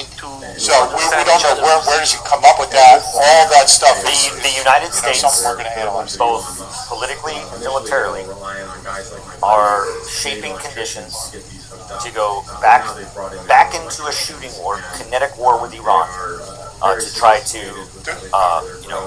depending on what else we find, yes, we're going to move forward with charges. Right now, we have to collect all that evidence. But he's charged with having a weapon when he's not eligible. He's a convicted felon, obliterated serial number. Plus, he had enough narcotics to warrant the possession with the intent to deliver. Threats or some were found in the house. Type of leverage the United States is attempting to use on other Gulf Coast nations, and all for the purposes of I know most of that's public. This most recent had to do with an assault of some kind, stabbing that occurred within the city. He has charges outside the city and in the city, but I'm not going to get deep into that. You can see that in the public. Military movement. And again, the point, the area that you just pointed out where these strikes happen. No, I have nothing to say inside the house, but of course, that's why we're still holding it and we're going to look. But right now, I don't have anything that points to the fact that other than he had enough information about her to create another identification with another woman's photo and her name and make it look like it was another person. That person cooperated with us to say IRGC have a component of control, and the Iranian Navy have a component of control. And Zurich is one of those, we have some computer, but also an area of communication. Evidence that is being analyzed. I don't know what all that is. The DEA initially took possession of that. It's being transferred over. So we'll investigate that. But right now, I'm not aware of any more people that are missing that I have evidence of. Strikes in that area on the Gulf of Oman side, if you will, of the Strait of Hormuz. I'm not totally aware. There were cases there. I mean, obviously, we already said he was arrested in the past. I don't think anything led us to believe, other than militarily, that that spot. disturbances, And it's noise, basically things from like that, Bas but down the it was a quick coastline. look over like 10 years. And in there you've got So, and it was a various amount of calls, but nothing that was jumping. I think it was another arrest. He had a few arrests that was asked of me already. We know that just below that, basically where Sadiq is, parallel to that, Possible. is where the U.S. had Each of them its chemicals blockade could make kind of different in that things, area. could do different things. I just don't know what his intent was with them, and he has North them of that all into the separated, and is they're where kind of self-contained the in United States containers is that he attempting to created, try so to we don't even know if we're actually looking at what we think we're looking at. physical control to take that control away from Iran.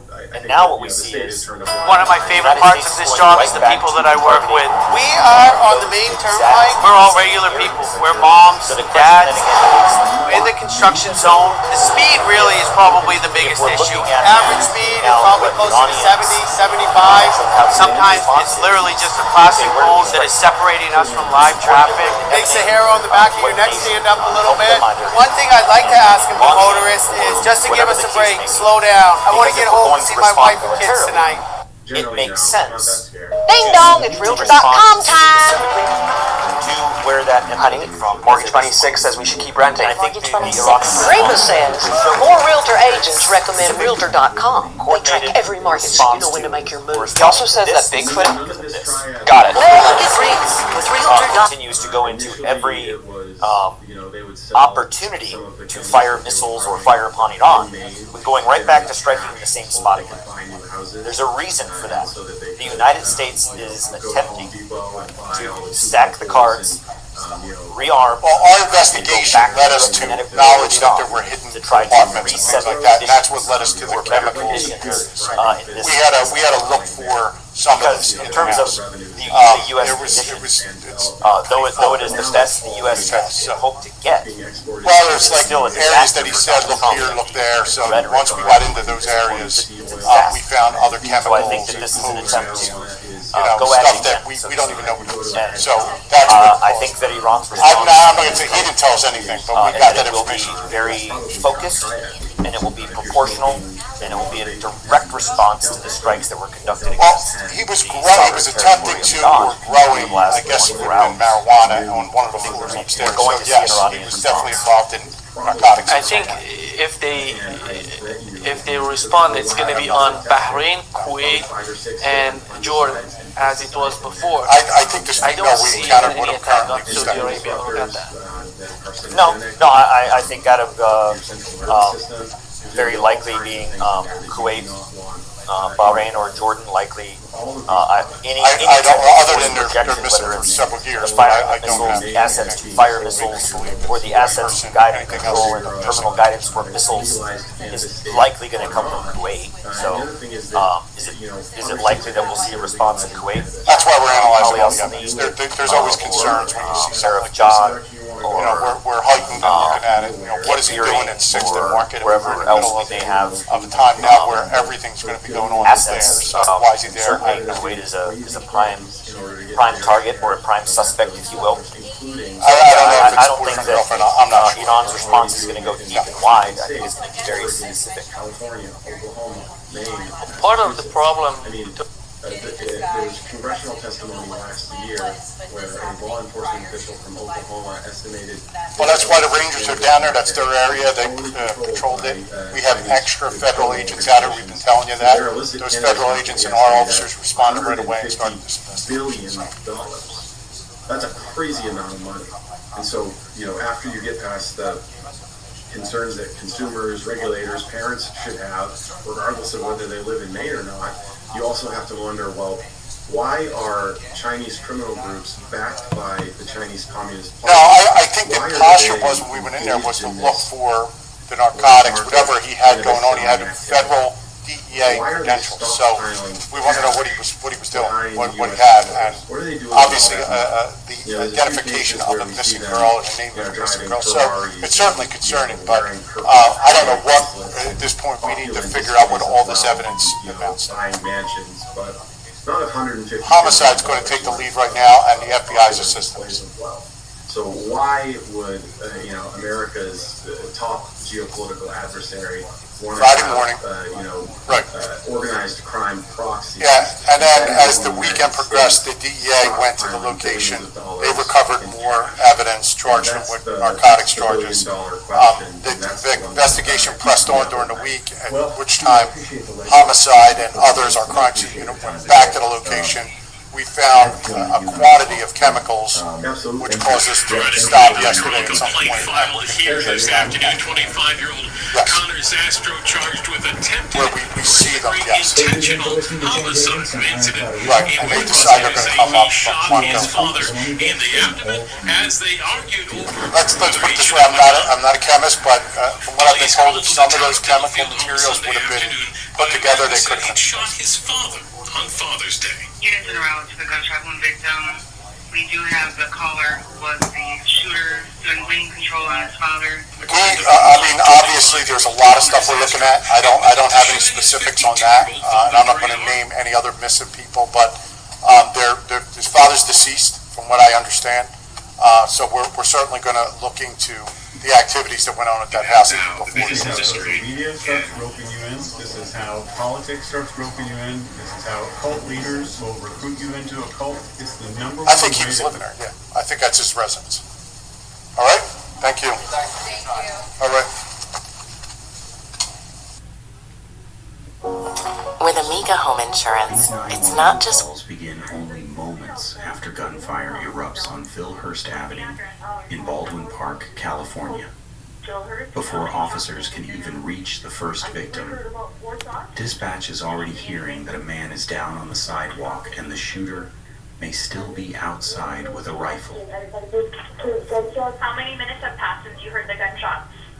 Just about 1 minute.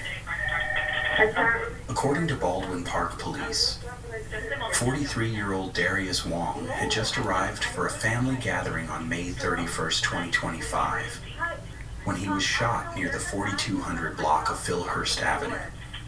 The critical point in this footage is that responding officers were not moving into a secured scene.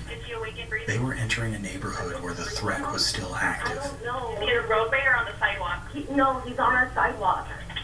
What color shirt and pants is he wearing? Are you able to tell? He's wearing a gray shirt with blue jeans and a black cap off of his head. What happened?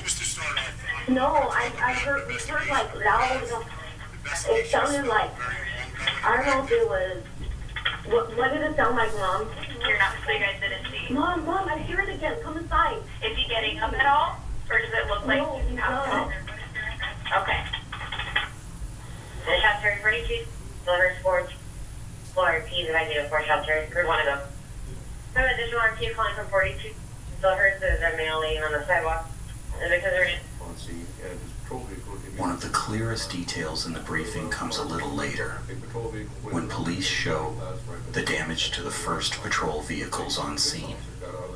Those bullet strikes matter because they confirm how quickly the suspect engaged officers and how little cover the first units had once they stopped near Wong.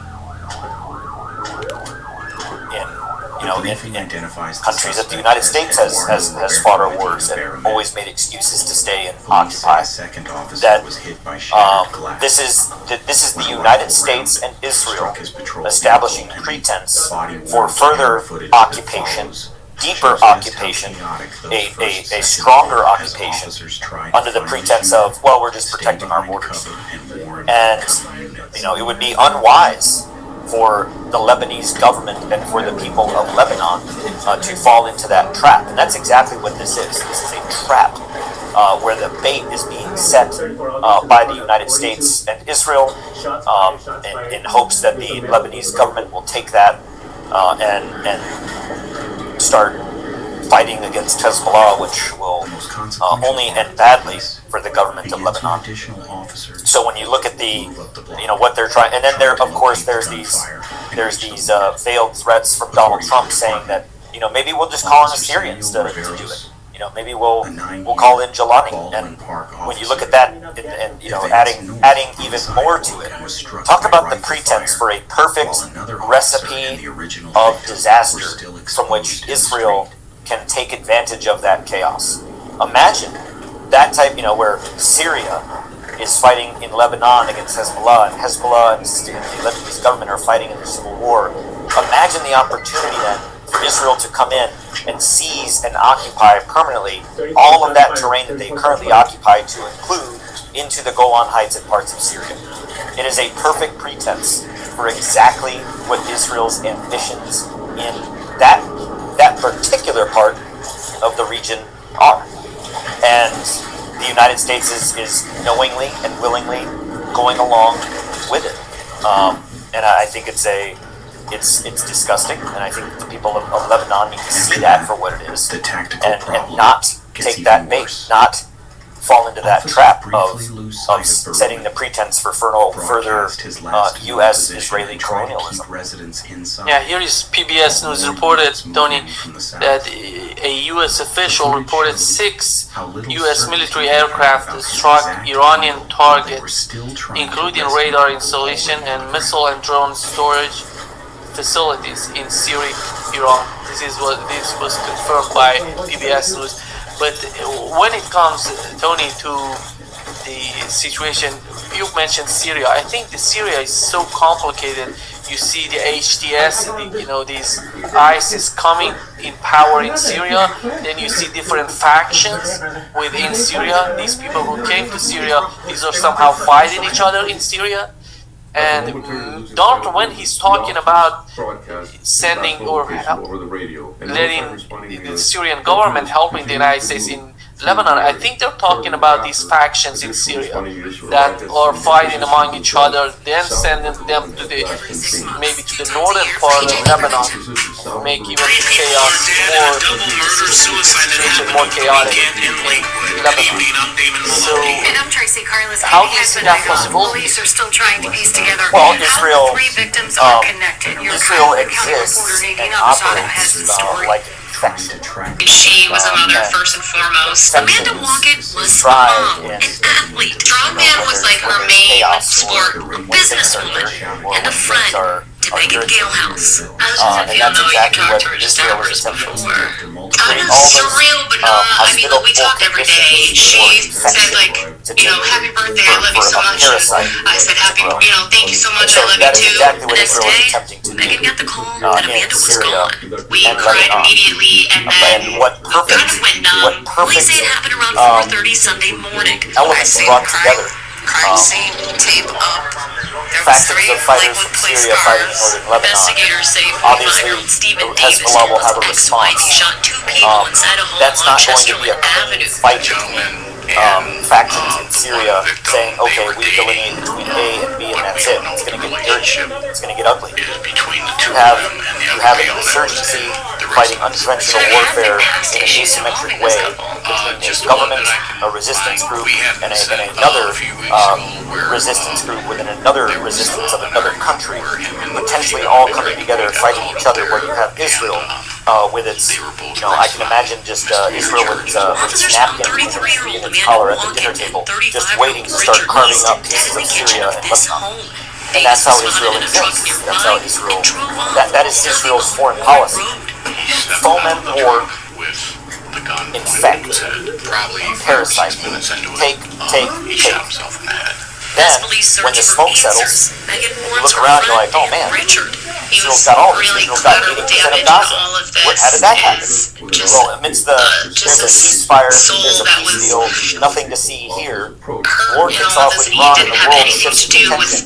And while that happens, Israel takes 80% of Gaza and to support Amanda's 7-year-old son, who was with his grandmother at the time. Same thing in Lebanon, while the world was looking at Iran in those opening days, is when Israel pushed really hard into the south, all the way in their movements to the Litani. And the world was like, whoa, what's going on over here now? Hey, we're paying attention to this, what's going on over here? And Israel's like, oh, nothing, just just creating a buffer zone. They're going to do the exact same thing. It's what Israel does. And as I've said before, and I will say it again, that the United States should focus on MOU normalizing relations diplomatically and economically with Iran in the region and other regional leaders, regional powers, and respecting the sovereignty and the territorial integrity of Lebanon.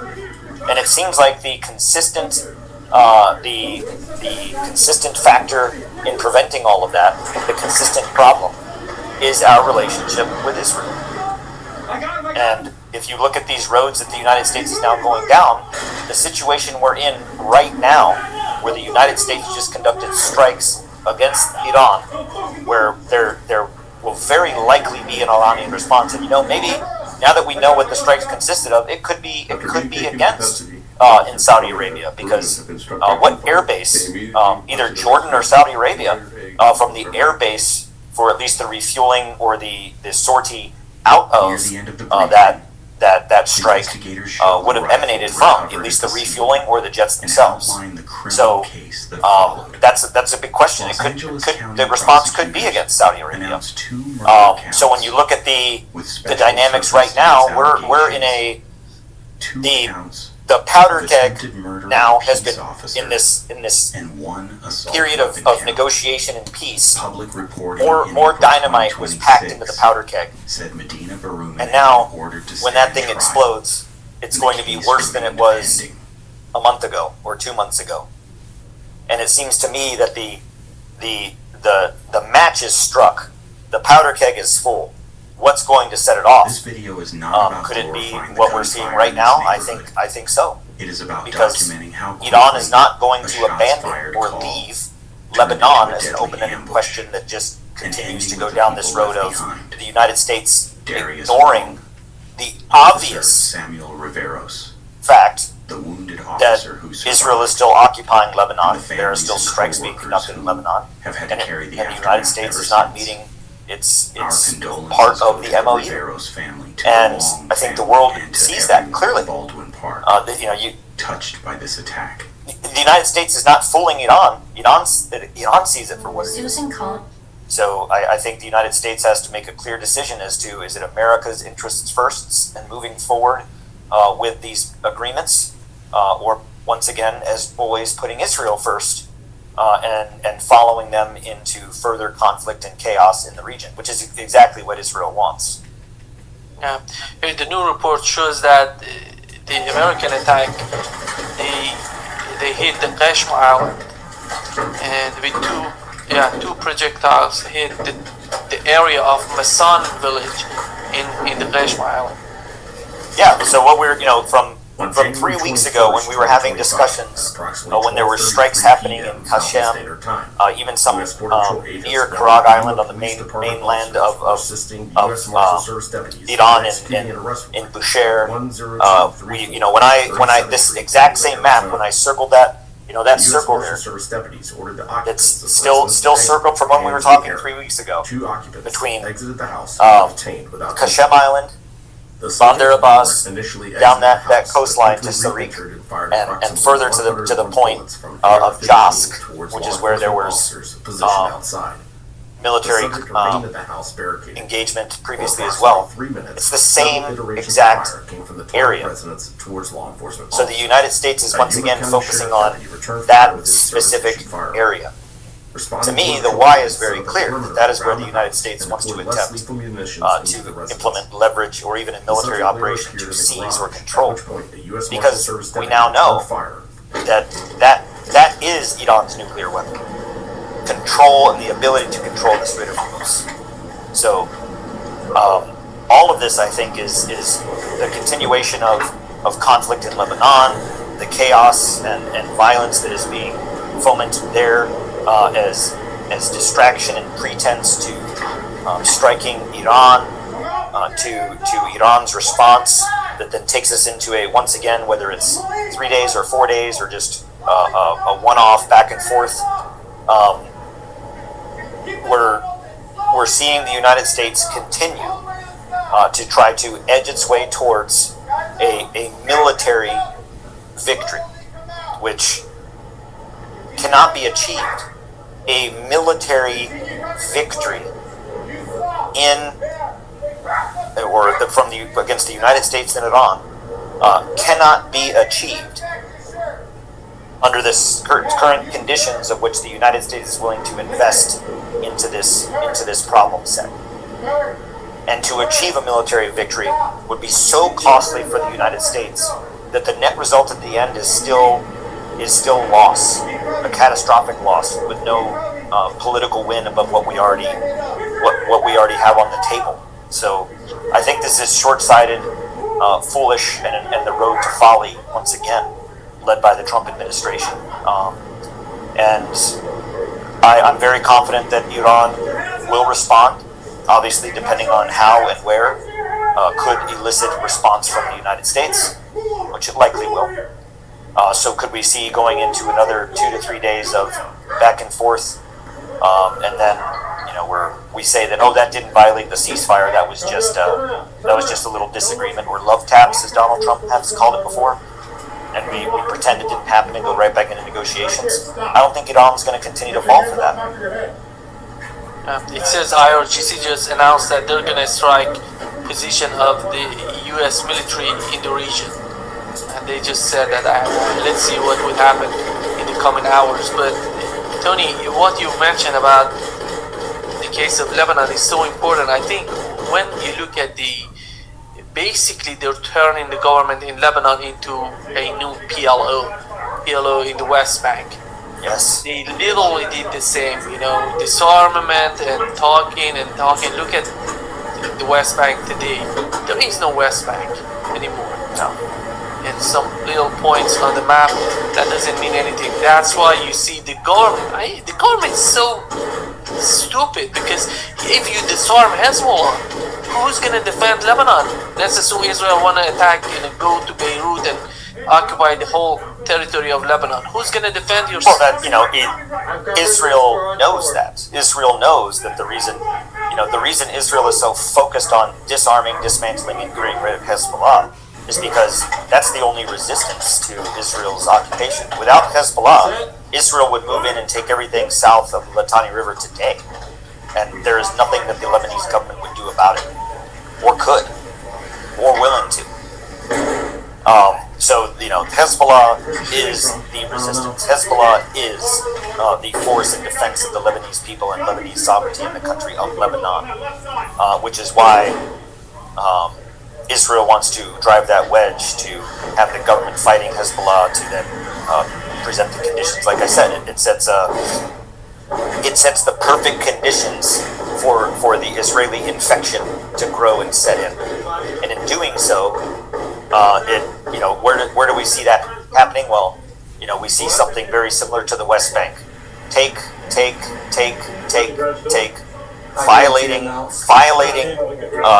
the agreements and the accords right in front of the face of the world, violating. The exact same thing is happening in Gaza.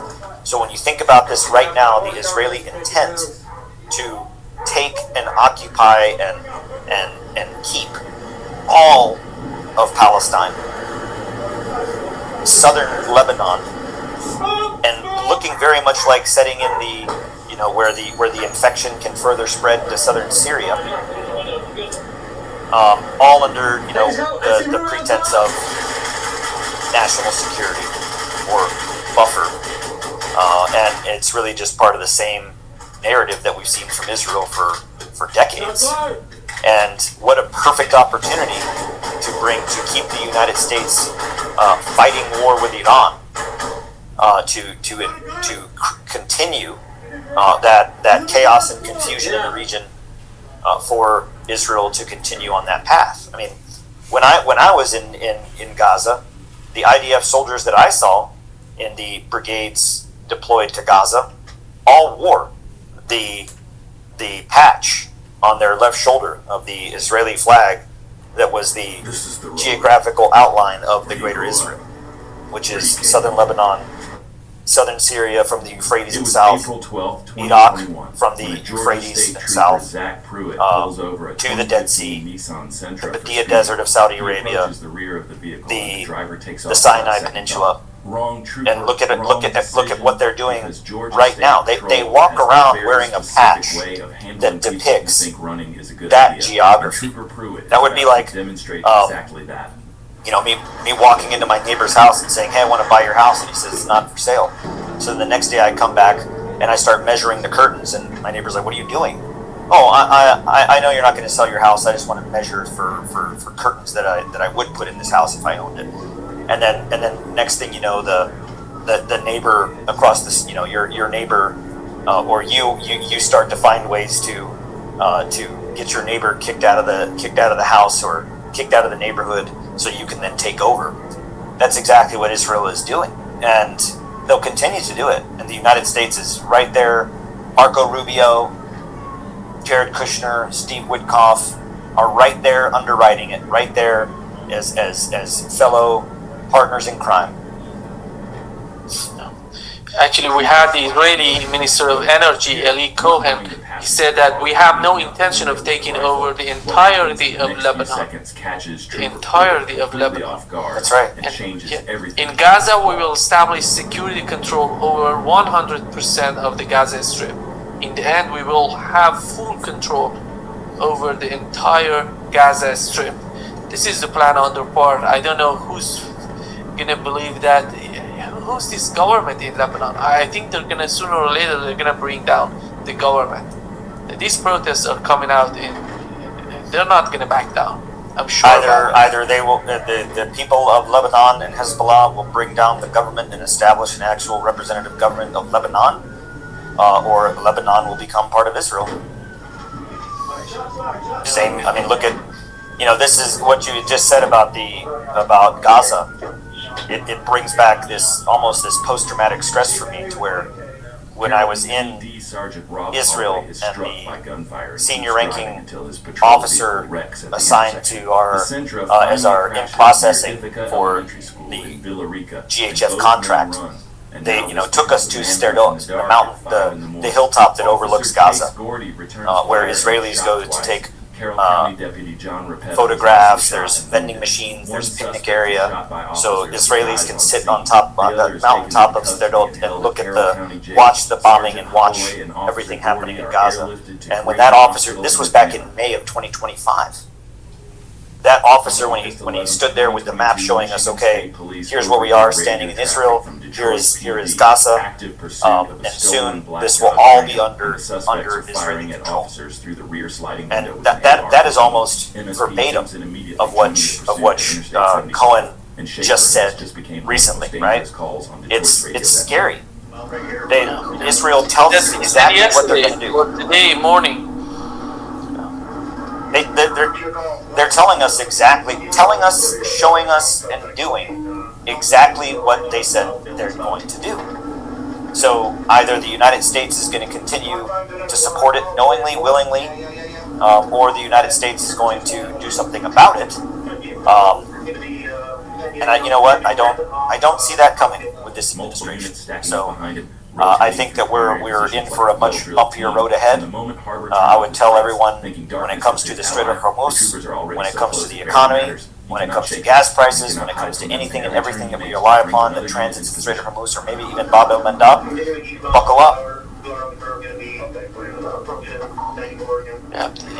J.D. Vance said after that meeting they had in Switzerland, he said that there is a new communication line between Iran and the United States, direct communication line.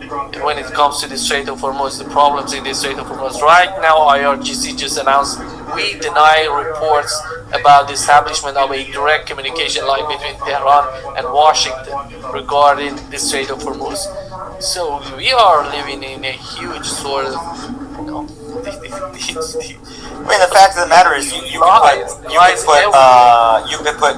could put Foreign Minister Arachi and J.D. Vance sharing bunk beds at the Bahrain Hilton.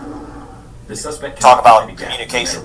It doesn't matter if Israel continues to occupy, attack in Lebanon. It doesn't matter how much communication you have between the United States and Iran when it comes to the Strait of Hormuz.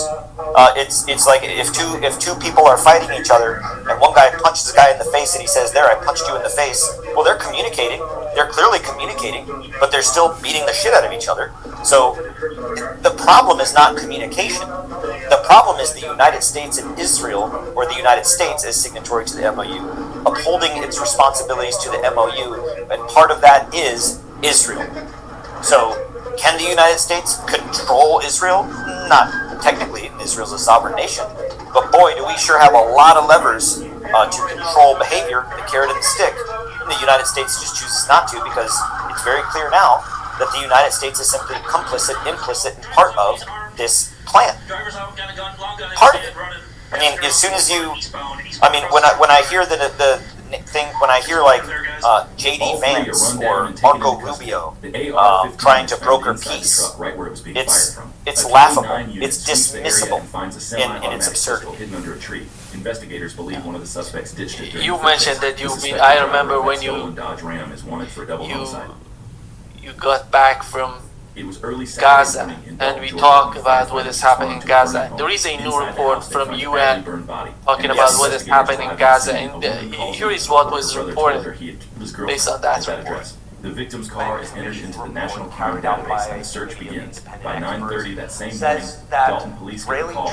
Kentucky State Patrol has found a vehicle south of Lexington, and a pursuit is already underway. War in Gaza and carried out genocide and war crimes. There can be no doubt in anyone who reads today's report that every international legal norm has been violated by the actions of the Israeli authorities towards Palestinian children. And they need to be held accountable.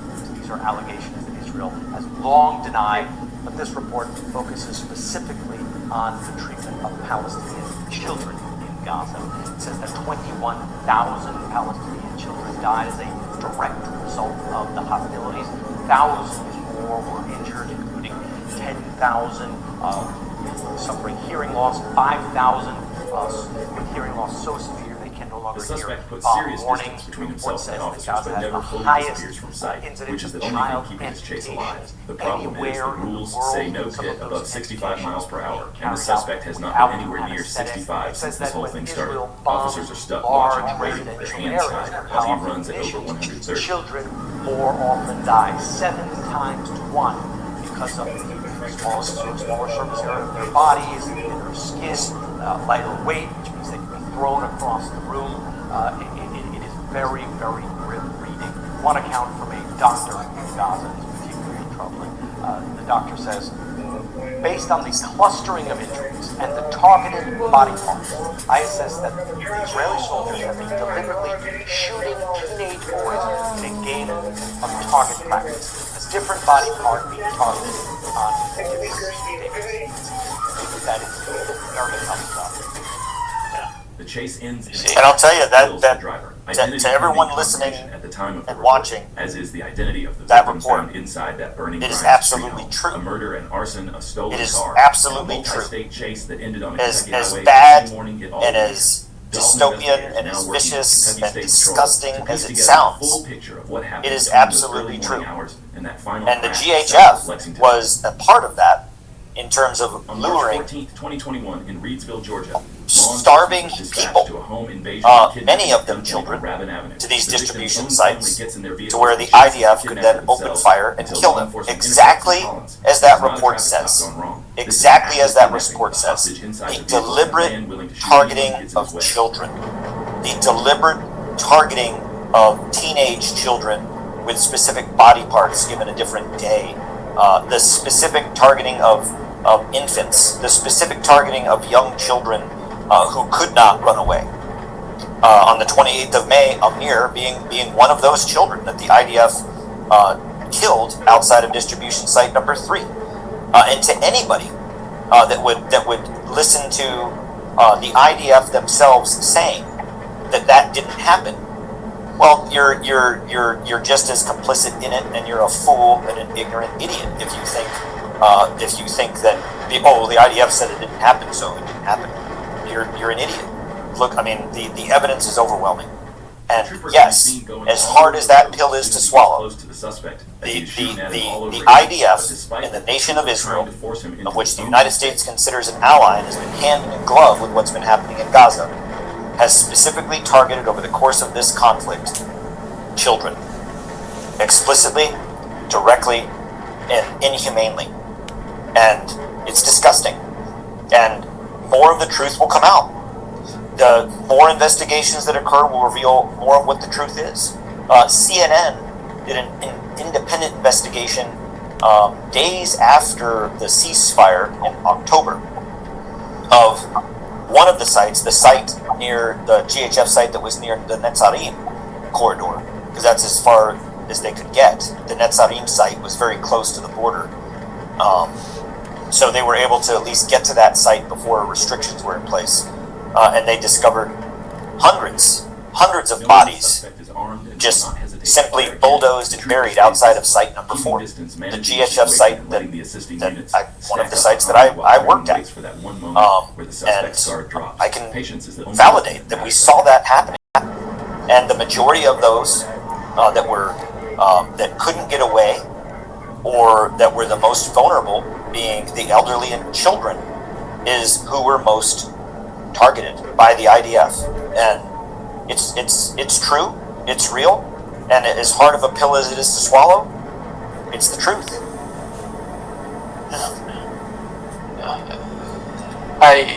Every time I think of Gaza, I remember the guy that you mentioned in our first talk, Amir, if I'm not mistaken, his name was Amir.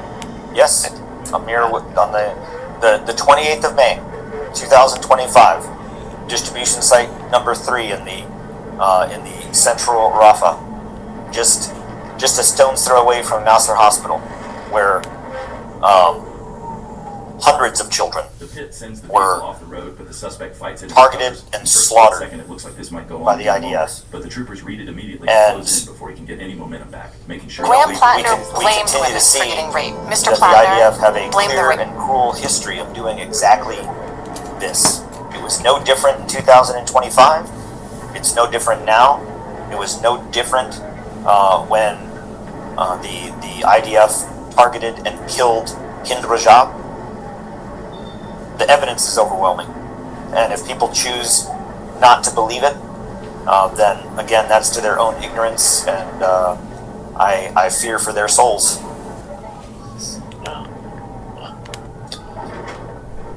Thank you so much, Tony, for being with us today. Great pleasure, as always. Well, we'll talk soon, and we'll keep an eye on things that are happening, and I'm quite confident in the next 12 to 24 hours we will see a response from Iran.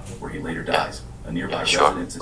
We'll talk soon. Thank you. See you soon. Thank you. minor injury. The trooper grazed in the head survives. The hostage makes it home. Lock in with deals on all your game day snacks and groceries. Store game day deals for a limited time on Uber Eats.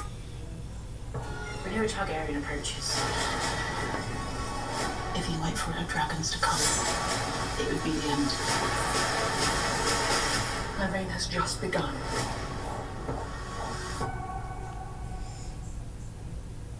At Dead River Company, we know your trust is earned.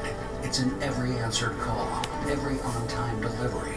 That's who we are, who will always be. Dead River Company, earning your trust for generations. Hi boys, it's me, Megan Fox. Your question's puberty. Some things should change after middle school. On February 18th, 2023, Trooper K. Pacetto is running stationary radio when a vehicle comes through at 98 miles per hour in a 70 zone, lights and siren on, and the driver, Courtney Leslie, has absolutely no interest in pulling over. And now the biggest industry in my hometown is fentanyl, and also, as I would come to discover, Chinese marijuana.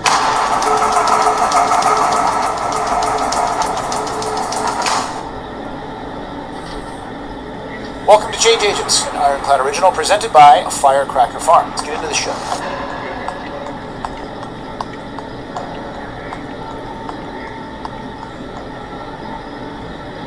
I'll be honest, when I was looking at the show notes, and I know some people in Maine, and I've visited Maine, I mean, geographically, we're getting about as far away result from the state of Utah. Utah has a big and long history of execution by firing squad, making it one of the few U.S. states, alongside South Carolina, but to their great credit, still actively use use the firing squad in modern era to execute criminals. Now, most of the executions go by lethal injection, but firing squad is a alternative that's regularly used in Utah. If lethal injection drugs can't be found, or certain inmates choose, they will be strapped to a chair with a hood over their head, target placed over their heart. 5 volunteer law enforcement officers, certified police officers, with 30 caliber rifles from 25 feet away will stand there. One rifle is loaded with a blank, non-lethal round. No single shooter knows if they were the ones who fired the shot, and the sandbags absorb the ricochet. So there are various times when this has been used. 2010, right here. I didn't look like other kids. I was born with a congenital dental birth defect, missing 17 teeth. And so many people are asking, is this what's going to happen to Tyler Robinson? Well, massive breaking news in the Tyler Robinson case. The judge today stunningly said that we will be pursuing the death penalty. It will be allowed in my courtroom. The trial happens in a matter of days now. The trial gets kicked off, so this is a critical ruling on Friday.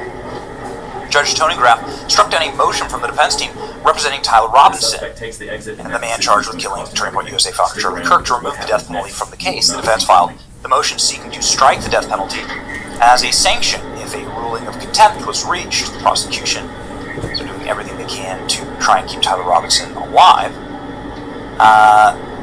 The court found ample evidence to keep the trial not only videotaped, so now there's media allowed in the trial itself, which is a huge win, but also they'll be able to keep the death penalty before Tyler Robinson as an option for the jury or the judge to choose when he is found guilty. Utah judge found one of the prosecutors and this, in the case in contempt for violating the court's pre-trial publicity order. Okay, so you're kind of seeing like just back and forth here with the trial, but now the judge is saying that no, you will still be allowed to face the death penalty. There is a gag order on everybody involved in the case. I don't mind that.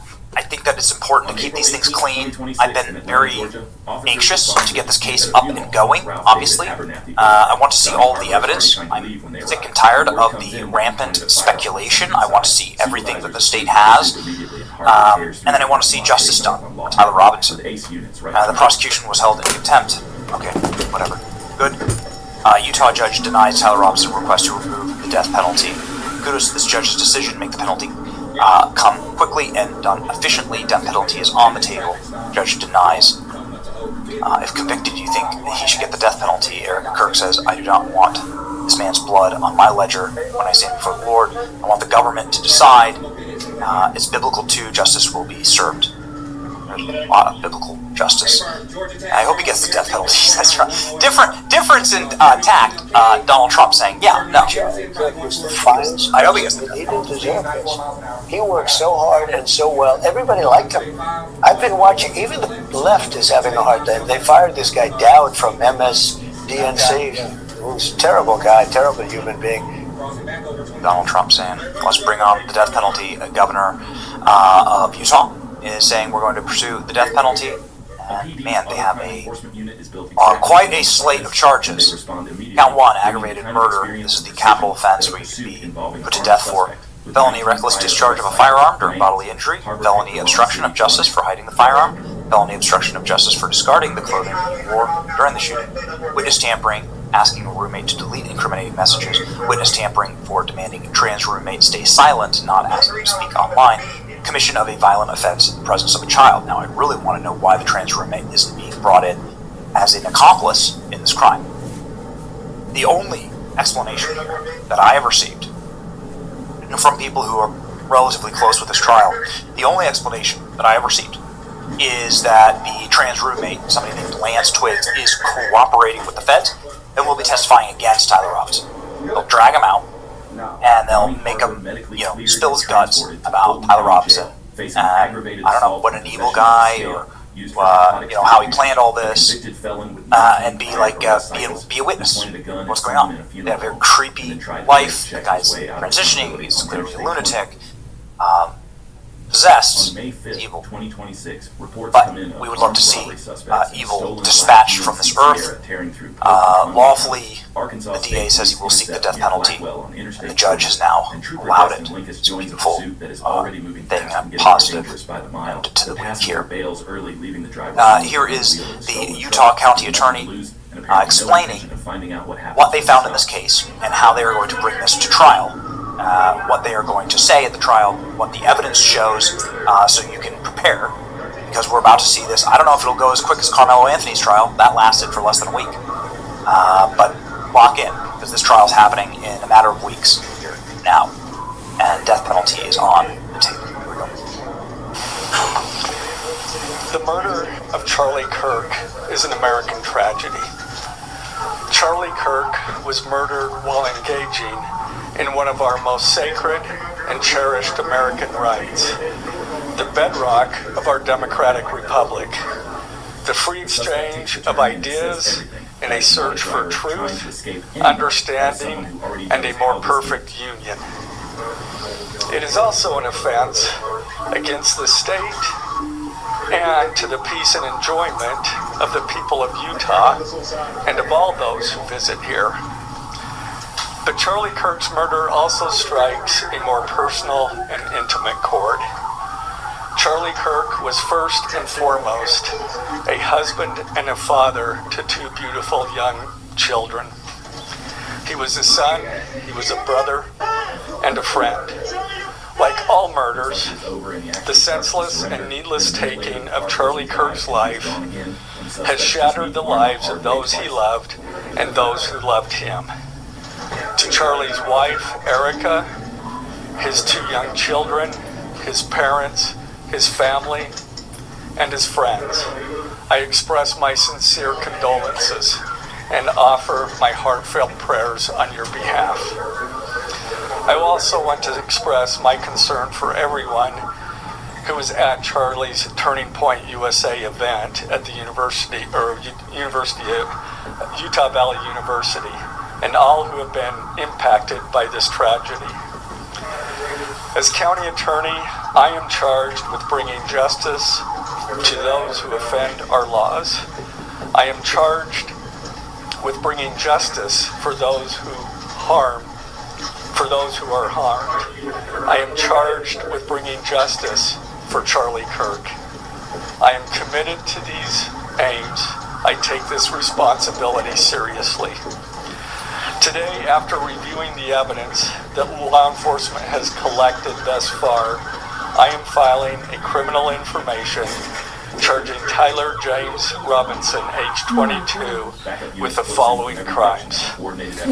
Count 1, aggravated murder, a capital offense for intentionally or knowingly causing the death of Charlie Kirk under circumstances that created a great risk of death to others. Count 2, felony discharge of a firearm causing serious bodily injury, a first-degree felony. The state is further alleging aggravating factors on counts 1 and 2 because the defendant is believed to have targeted Charlie Kirk.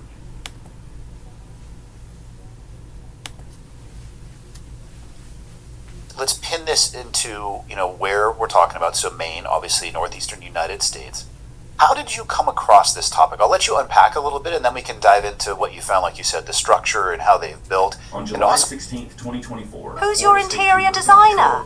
Darling, it's me. Wallpaper by Wallism. Find your style on wallism.com. Lights and sirens on. And also the why. Why Maine? Because, as you mentioned, the local Mainers, I don't know if there's a great mix between those two entities. Well, I grew up in Maine. I grew up in Dexter, Maine, formerly the home of the Dexter Shoe, which used to be a world-renowned quality business shoe back when, America still had some pride. In the 1990s, Warren Buffett bought Dexter Shoe, thought that he could outsource it, and ended up collapsing the entire town. So 800 jobs disappear overnight, and now the biggest industry in my hometown is fentanyl, and also, as I would come to discover, Chinese marijuana. So I've got deep connections to the state of Maine. I went to school in Maine. I lived in Boston for a little while doing some conservative talk radio. Worked at Barstool Sports for a little while doing some podcasts there.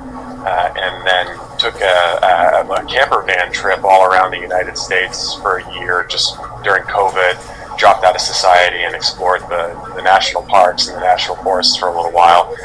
Came back to Maine and decided that I wanted to try to pursue investigative journalism. So I thought that there was a lot going on in Maine that was undermining the quality of life of the people here, and it wasn't the state that I remember growing up in. And my proposition and theory was that if you could use the tools of investigative journalism and storytelling to show people what was actually happening in the state, why it was happening, then maybe they'd make better political decisions, and maybe political leaders would actually take action to stop some of the malaise that was unfolding.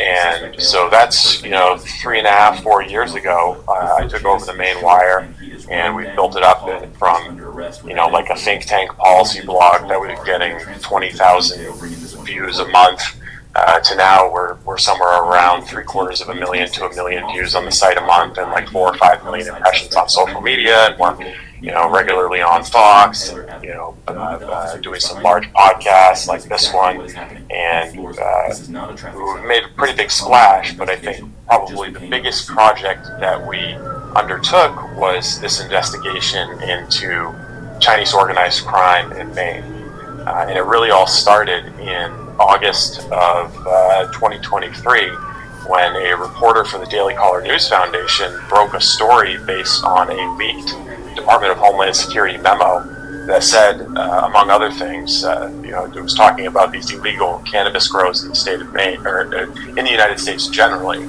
And it said there's a bunch of them in Washington State, California, Oklahoma, and then it said there's more than 270 of them in Maine. And I read the story, and I was like, what? There's communist-backed Chinese gangsters growing pot in my state, 270 of them? And I thought, if there's that many, I got to be able to find them. And so I got in touch with the reporter who wrote that story, started making some phone calls. I actually started calling my old high school buddies in Dexter who were, they still live in Dexter, and they like to smoke pot, so they're in that community.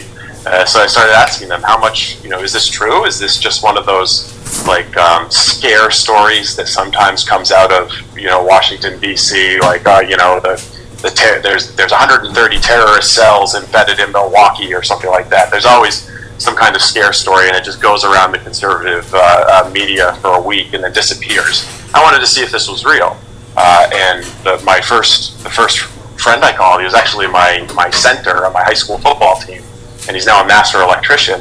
And I asked him about it, and he was like, oh yeah, man, I was asked to spec out a couple of these jobs, and these guys wanted me to install 400 amp electrical entrances in double wide trailers, enough electricity to run 6 electric stoves simultaneously. And it was so sketchy, they didn't speak any English. I just got so sketched out by the job, I said no to it. But the guy, one of my competitors, took that job, and he's done 8 or 9 different jobs for the same group of out-of-state Chinese guys. And now everybody in the community knows that they're just big cannabis operations. And so once I had a couple of my friends and people from my source network vouch that, yeah, this is a real thing, this is happening, that's when I was intrigued and decided that I wanted to find them all. I was like, a Pokemon collector. I wanted to document all of these marijuana grows in the state and figure out, why is this happening? Are they organized? Is this some kind of organic thing where people in the immigrant community learned that Maine had legalized marijuana, and you can come up here, buy a dumpy house, and grow a bunch of pot to get rich? Or was this something more elaborate, something more hierarchical, something more controlled, something linked to the Chinese Communist Party? And 3 years later, what I discovered was, yeah, it's basically one organization, and it is tacitly, if not explicitly, supported by the Chinese Communist Party. Susan Collins supported Trump's Medicaid cuts. Healthcare's getting even more expensive. People are losing coverage. But Susan Collins gave Trump a blank check for his war in Iran. Tell Susan Collins to stop siding with Donald Trump. Okay, there's a lot there. Ladies and gentlemen, hot salt from Firecracker Farm is the real deal. It's not just heat, it's flavor that elevates everything that you cook. The best thing to happen to food since fire. That's a bold statement, but I'm going to go ahead and agree with that. It's delightful. One of the best things about this brand is there's a real person behind it. His name is Alex, and he makes these in small batches, so it's not always easy to get. You don't want to miss out. All of the flavors are great. I have tried all of them. You really can't go wrong. Seriously, try it on everything. Steaks, vegetables, everything in between. If you like milder heat, mix in some sea salt to dilute it. This is a choose your own adventure. You can go direct from the push button dispenser, or you can dilute to hit that flavor profile that you're looking for. The best way that you can help this show is to help Alex and his small family business by grabbing some hot salt and trying it for yourself. So go to Firecracker Farm and use the code IRONCLAD for 15% off of your first order. Alex would also like me to thank you, the audience, for giving his small business a shot.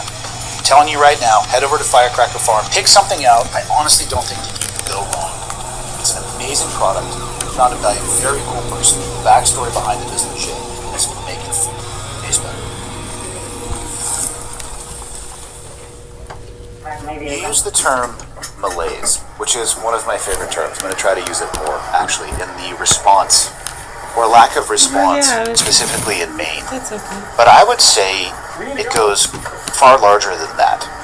The western states that you mentioned as well, the Californias, the Washington states, the Oregon, not unknown and well documented that things like this are happening as well.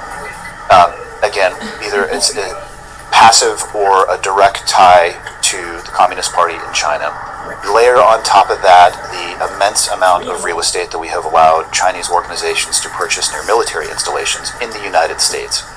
Why does there seem to be an unwillingness to do something about these things? And I view that through the lens of, if people from the United States were to try to replicate this in China, it would have or actually, I thought about that all the time. I thought about that. If I showed or up any in other China, country, or in Europe. And again, I'm less familiar with how it would be tolerated in Europe, but I don't understand why the U.S. seems to be unique in its ability to tolerate this, knowing that at the highest political levels, we describe China as a near-peer adversary. Why would we allow this to happen quite openly? Like, we were joking before we went live about using the term allegedly, and you said, I don't know if we need to use the term allegedly anymore when it comes to this, and I would agree with you. Why do we allow it to happen in the first place? That I just don't understand. Well, the first thing I would say is I know some Mainers who were found themselves working for some of our Chinese friends at a marijuana manufacturing facility, and one of the things they did was pack hashish into makeup containers that were then going to be smuggled into the People's Republic of China, because these Chinese gangsters, you think pot's expensive in New York City, they can get $1,000 for a 1 gram vape cartridge in China. A pound of smokable flour is anywhere from $30,000 to $50,000. It's very expensive because the elite, super wealthy in China, hey, they like to smoke some pot. But it was understood that the individual who was running these, makeup containers, hashish disguised as, blush, he was risking the death penalty. If he was caught, he would be executed, and there wouldn't be 15 years on death row with a bunch of non-profits coming out to plead his innocence and 13 retrials. No, they were just going to kill him. So it is a totally different culture that wouldn't be allowed in China. And kind of one of the themes that really I guess hangs over this entire question of what to do is, how do you defeat communist China without becoming communist China? Like, how do you not adopt the same I guess hyper-technical spy state and authoritarian policies to stop this from happening, but also prevent them from taking advantage of our people. The malaise that we have in this country, I saw it firsthand when I was driving around the country. That's kind of why, I brought that up at the beginning of the interview, is because, we drove 35,000 miles through all the states, got to see, didn't do interstate stuff, did all back roads, and got to see how people are living everywhere from, West Virginia to Nevada to Kansas. And one of the best ways I can describe what I saw is that it's like everything needs a coat of paint. The yards aren't mowed, there's no pride of place, everything looks really tired. Everybody seems really, really tired with what just has to happen to exist. And it didn't always used to be that way. I found that was particularly the case back in Maine, and to diagnose why there's not been a more robust response to it, that's a political question, it's a kind of a psychological and sociological question, but I think the answer is twofold. One is that there is this tiredness. People are so caught up with just trying to get by, like just trying to pay the bills, just trying to raise their kids. There's a lot of work that goes into just getting by, and then you layer on this thing on top of a transnational criminal organization entering your community and systematically trying to exploit your way of life. Well, that's a lot for somebody to handle. It's easier just to be like, that's fake news, I'm going to ignore it, who cares? But in addition to that, we have our natural immune system to this kind of predatory behavior by outside groups has been destroyed by political correctness. I've talked with law enforcement in this state who see what they very obviously recognize as a Chinese marijuana grow. All of the telltale signs are there in that there's commercial electricity, enough electricity to smelt aluminum is flowing into this farmhouse or a double-wide trailer that has no business having that much electricity. You can smell the pot. All the windows are blacked out. There's bags of, trash for the marijuana growing equipment all over the place. Like, very obviously this place is a marijuana growing facility. And they'll put in their application for a search warrant, upon surveillance, there's always, 4 adult Asian males around here. And the not the U.S. Attorney's Office, but the Maine Attorney's Office comes back to him, you can't put Asian men in an affidavit. You can't do that. That's racist. And it's like, well, Maine's 99% white. Every Chinese person in this state I've run into is a cannabis trafficker. So it is pretty damn significant. We've got this political correctness mentality that has stopped our natural immune system from recognizing when there's this kind of predatory behavior happening. So you can't say, like, if you go right now and you look at the list of registered medicinal marijuana caregivers in the state of Maine, every Chinese name on that list was previously an illicit black market grower listed on the Department of Homeland Security list as having connections to Chinese organized crime. Every single one of them. But if you were to profile those people, well, that's racist, and the Attorney General is going to come after you, not the Chinese organized crime. And so there's this absolute just terror that law enforcement, lawmakers, politicians, everybody has over dealing with a problem that is coming exclusively from the Chinese immigrant community. Some of them are not even immigrant, they're illegal aliens. It's a blend of green card holders, asylum seekers, illegal aliens, but there's this terror that hangs over it. An incident that kind of shows what I'm talking about is when I first started reporting on this, I get an invite from Fox News to go on and talk with Laura Ingraham about this. So I'm doing a live hit from my living room, and unbeknownst to me, she had reached out to a local sheriff who had done one of these busts and invited him to come on the program and talk. And he sent her back a statement like, please don't mention that this is all Chinese. And he didn't know how to deal with Laura Ingraham, because of course Laura Ingraham is just going to put that statement up on the screen and then ask me about it. So I'm kind of put on the spot to answer about it. But his response demonstrates this kind of fear they have that they'll be perceived, as racist, like it's some kind of gypsy curse that's going to end their life if some, pink-haired leftist calls them a racist. But the truth is that this is Chinese organized crime. And in Chinese organized crime, the people doing it tend to be Chinese. They tend to speak Cantonese or Mandarin, and they use this connection as a tool of control over their minions. They're using indentured servants that they've smuggled here from China, and they have control over them because, one, they've got this communist thinking where they're subservient to the hierarchy, but also they're trapped in a I gotta pause it because there's so many people in class. Yeah. Hands up. Throw your hands up. I know, so many here, including myself, and I don't even have any friends. Yeah, we live in Central Maine. A lot of you live outside of Central Maine or grew up in Maine. No, a lot of Asians from Maine who live in Maine that aren't involved with any of that stuff. In fact, yeah, a lot of the ones we know are doctors and really well-known, well-respected people within those fields. I don't know. Over the years, yeah, we've explained those things multiple times. I'm not sure if people just aren't communicating or if they just want to keep it secret. It's weird, isn't it? I think when you start to bring those things to the surface, whether or not you understand it, you can't really do too much about it aside from address the subjects we talk about. Nobody seems to want to talk about it.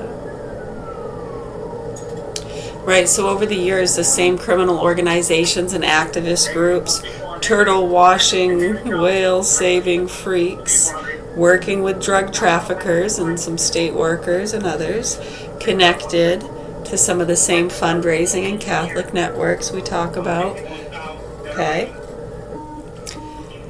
Yeah, I mean, there's so many different businesses and a lot of good people that would not be okay with even the drugs, let alone some of the child and animal pornography at some of the lower or higher levels, whatever you want to. Either way, they seem to go hand in hand sometimes with a lot of those things.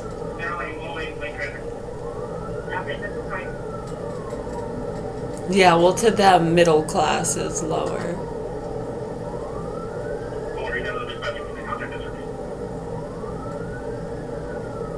And lower and middle class are very mixed, you know.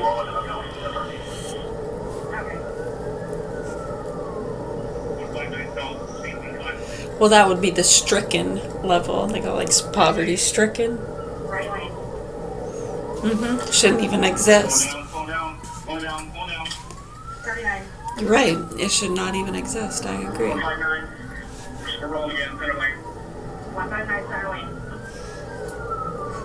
So, okay, those same groups that we've talked about, and when you look at the fraud, let's say Saudi fraud, the Chinese grow operations. I wouldn't say Pakistan. I mean, you could say Middle Eastern, yet towers being hit, that kind of. Okay, so all those same groups are connected to all those fraud and crime, Saudi fraud, Chinese grow operations. Yeah, I think that's the issue a lot of people run into when it comes to discussing those matters with people, and then when they're in a mindset of, this is Chinese, all the people I know that are Asian are associated to, yeah, that's, what do you do with that? Right, and then when you want to disagree with them, and well, those people are stupid, then they don't get it. They don't, look, what we're saying is true, it's connected to the, I know, I don't know. This seems to be a rocking horse loop-de-loop for years. Right, so I mean, you can just go to some of the busts we've had in recent years, and we'll use one of the ones we mentioned quite often when people are trying to understand these things. Oh, okay, yeah, those ones too. Yeah, those were out in Whitefield. Yeah, I grew up out in that area, so some of the busts they did with the fentanyl and Chinese grow operations, again, connected to druggies and Americans, and pretty high level. Some in politics, you know. Maybe not anymore. I don't know. I don't really check. I heard some were arrested and sentenced too. So yeah, they show up to some of those supposed like Chinese grow-ups, and it's they always can see where it's run by, but you can't really. Can you prove it? I know it's always in this name or that name, and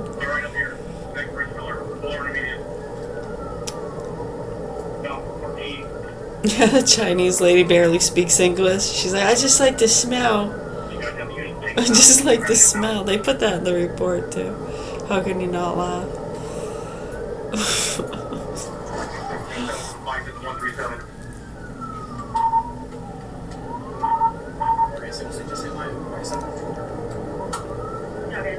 So yeah, maybe you can tell them that. They're not going to listen. If it comes from someone like me, it wouldn't even matter. If it was true and gold, it wouldn't even matter. No, I'm from a dangerous cartel family. What would I know?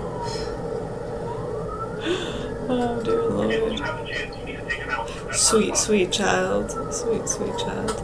Yeah, so hopefully I think a lot of people are connecting those dots. And then when you have some of these punks and stuff that are fucking and torturing little kids, and they're making child and animal pornography, and then once again, they connect it to different races. They'll make it look like it's coming from other places. This has gone on for years. They've sent military forces into villages in other countries with abuse that was happening here.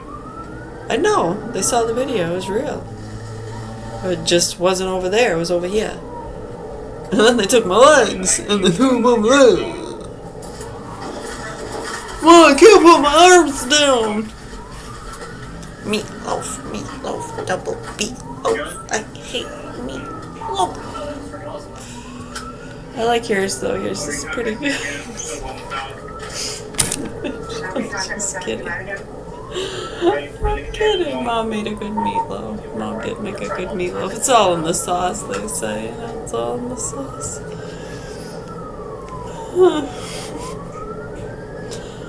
Ooh, a former furniture factory burns to the ground in a massive 6-alarm. It was a furniture factory, that fire we were watching. You said it looked like some kind of factory. Yeah, you had it. Someone did say shoe factory. Who said that? The one from Jumanji.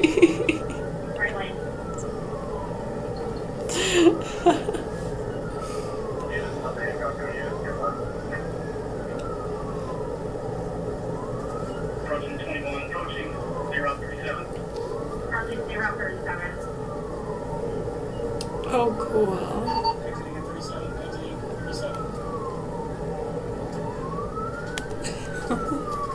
Oh, is it? 121, do not use stop bid. Oh, yeah, thank you. Yes, you're welcome. I hope so. Yeah, let us know. Alright. Yeah, that, is it called unagi sauce? Hi, Yeah. so nice to meet you. It's really good. Yeah, I put it in our rice. With the arugula. Yeah, it's really good. Okay. Well, you need mirin to make the unagi sauce. Unagi. It's good. It's really good. I like it.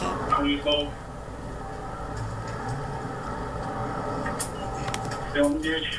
Like it's up here. Approaching up. Couch route 40. 240.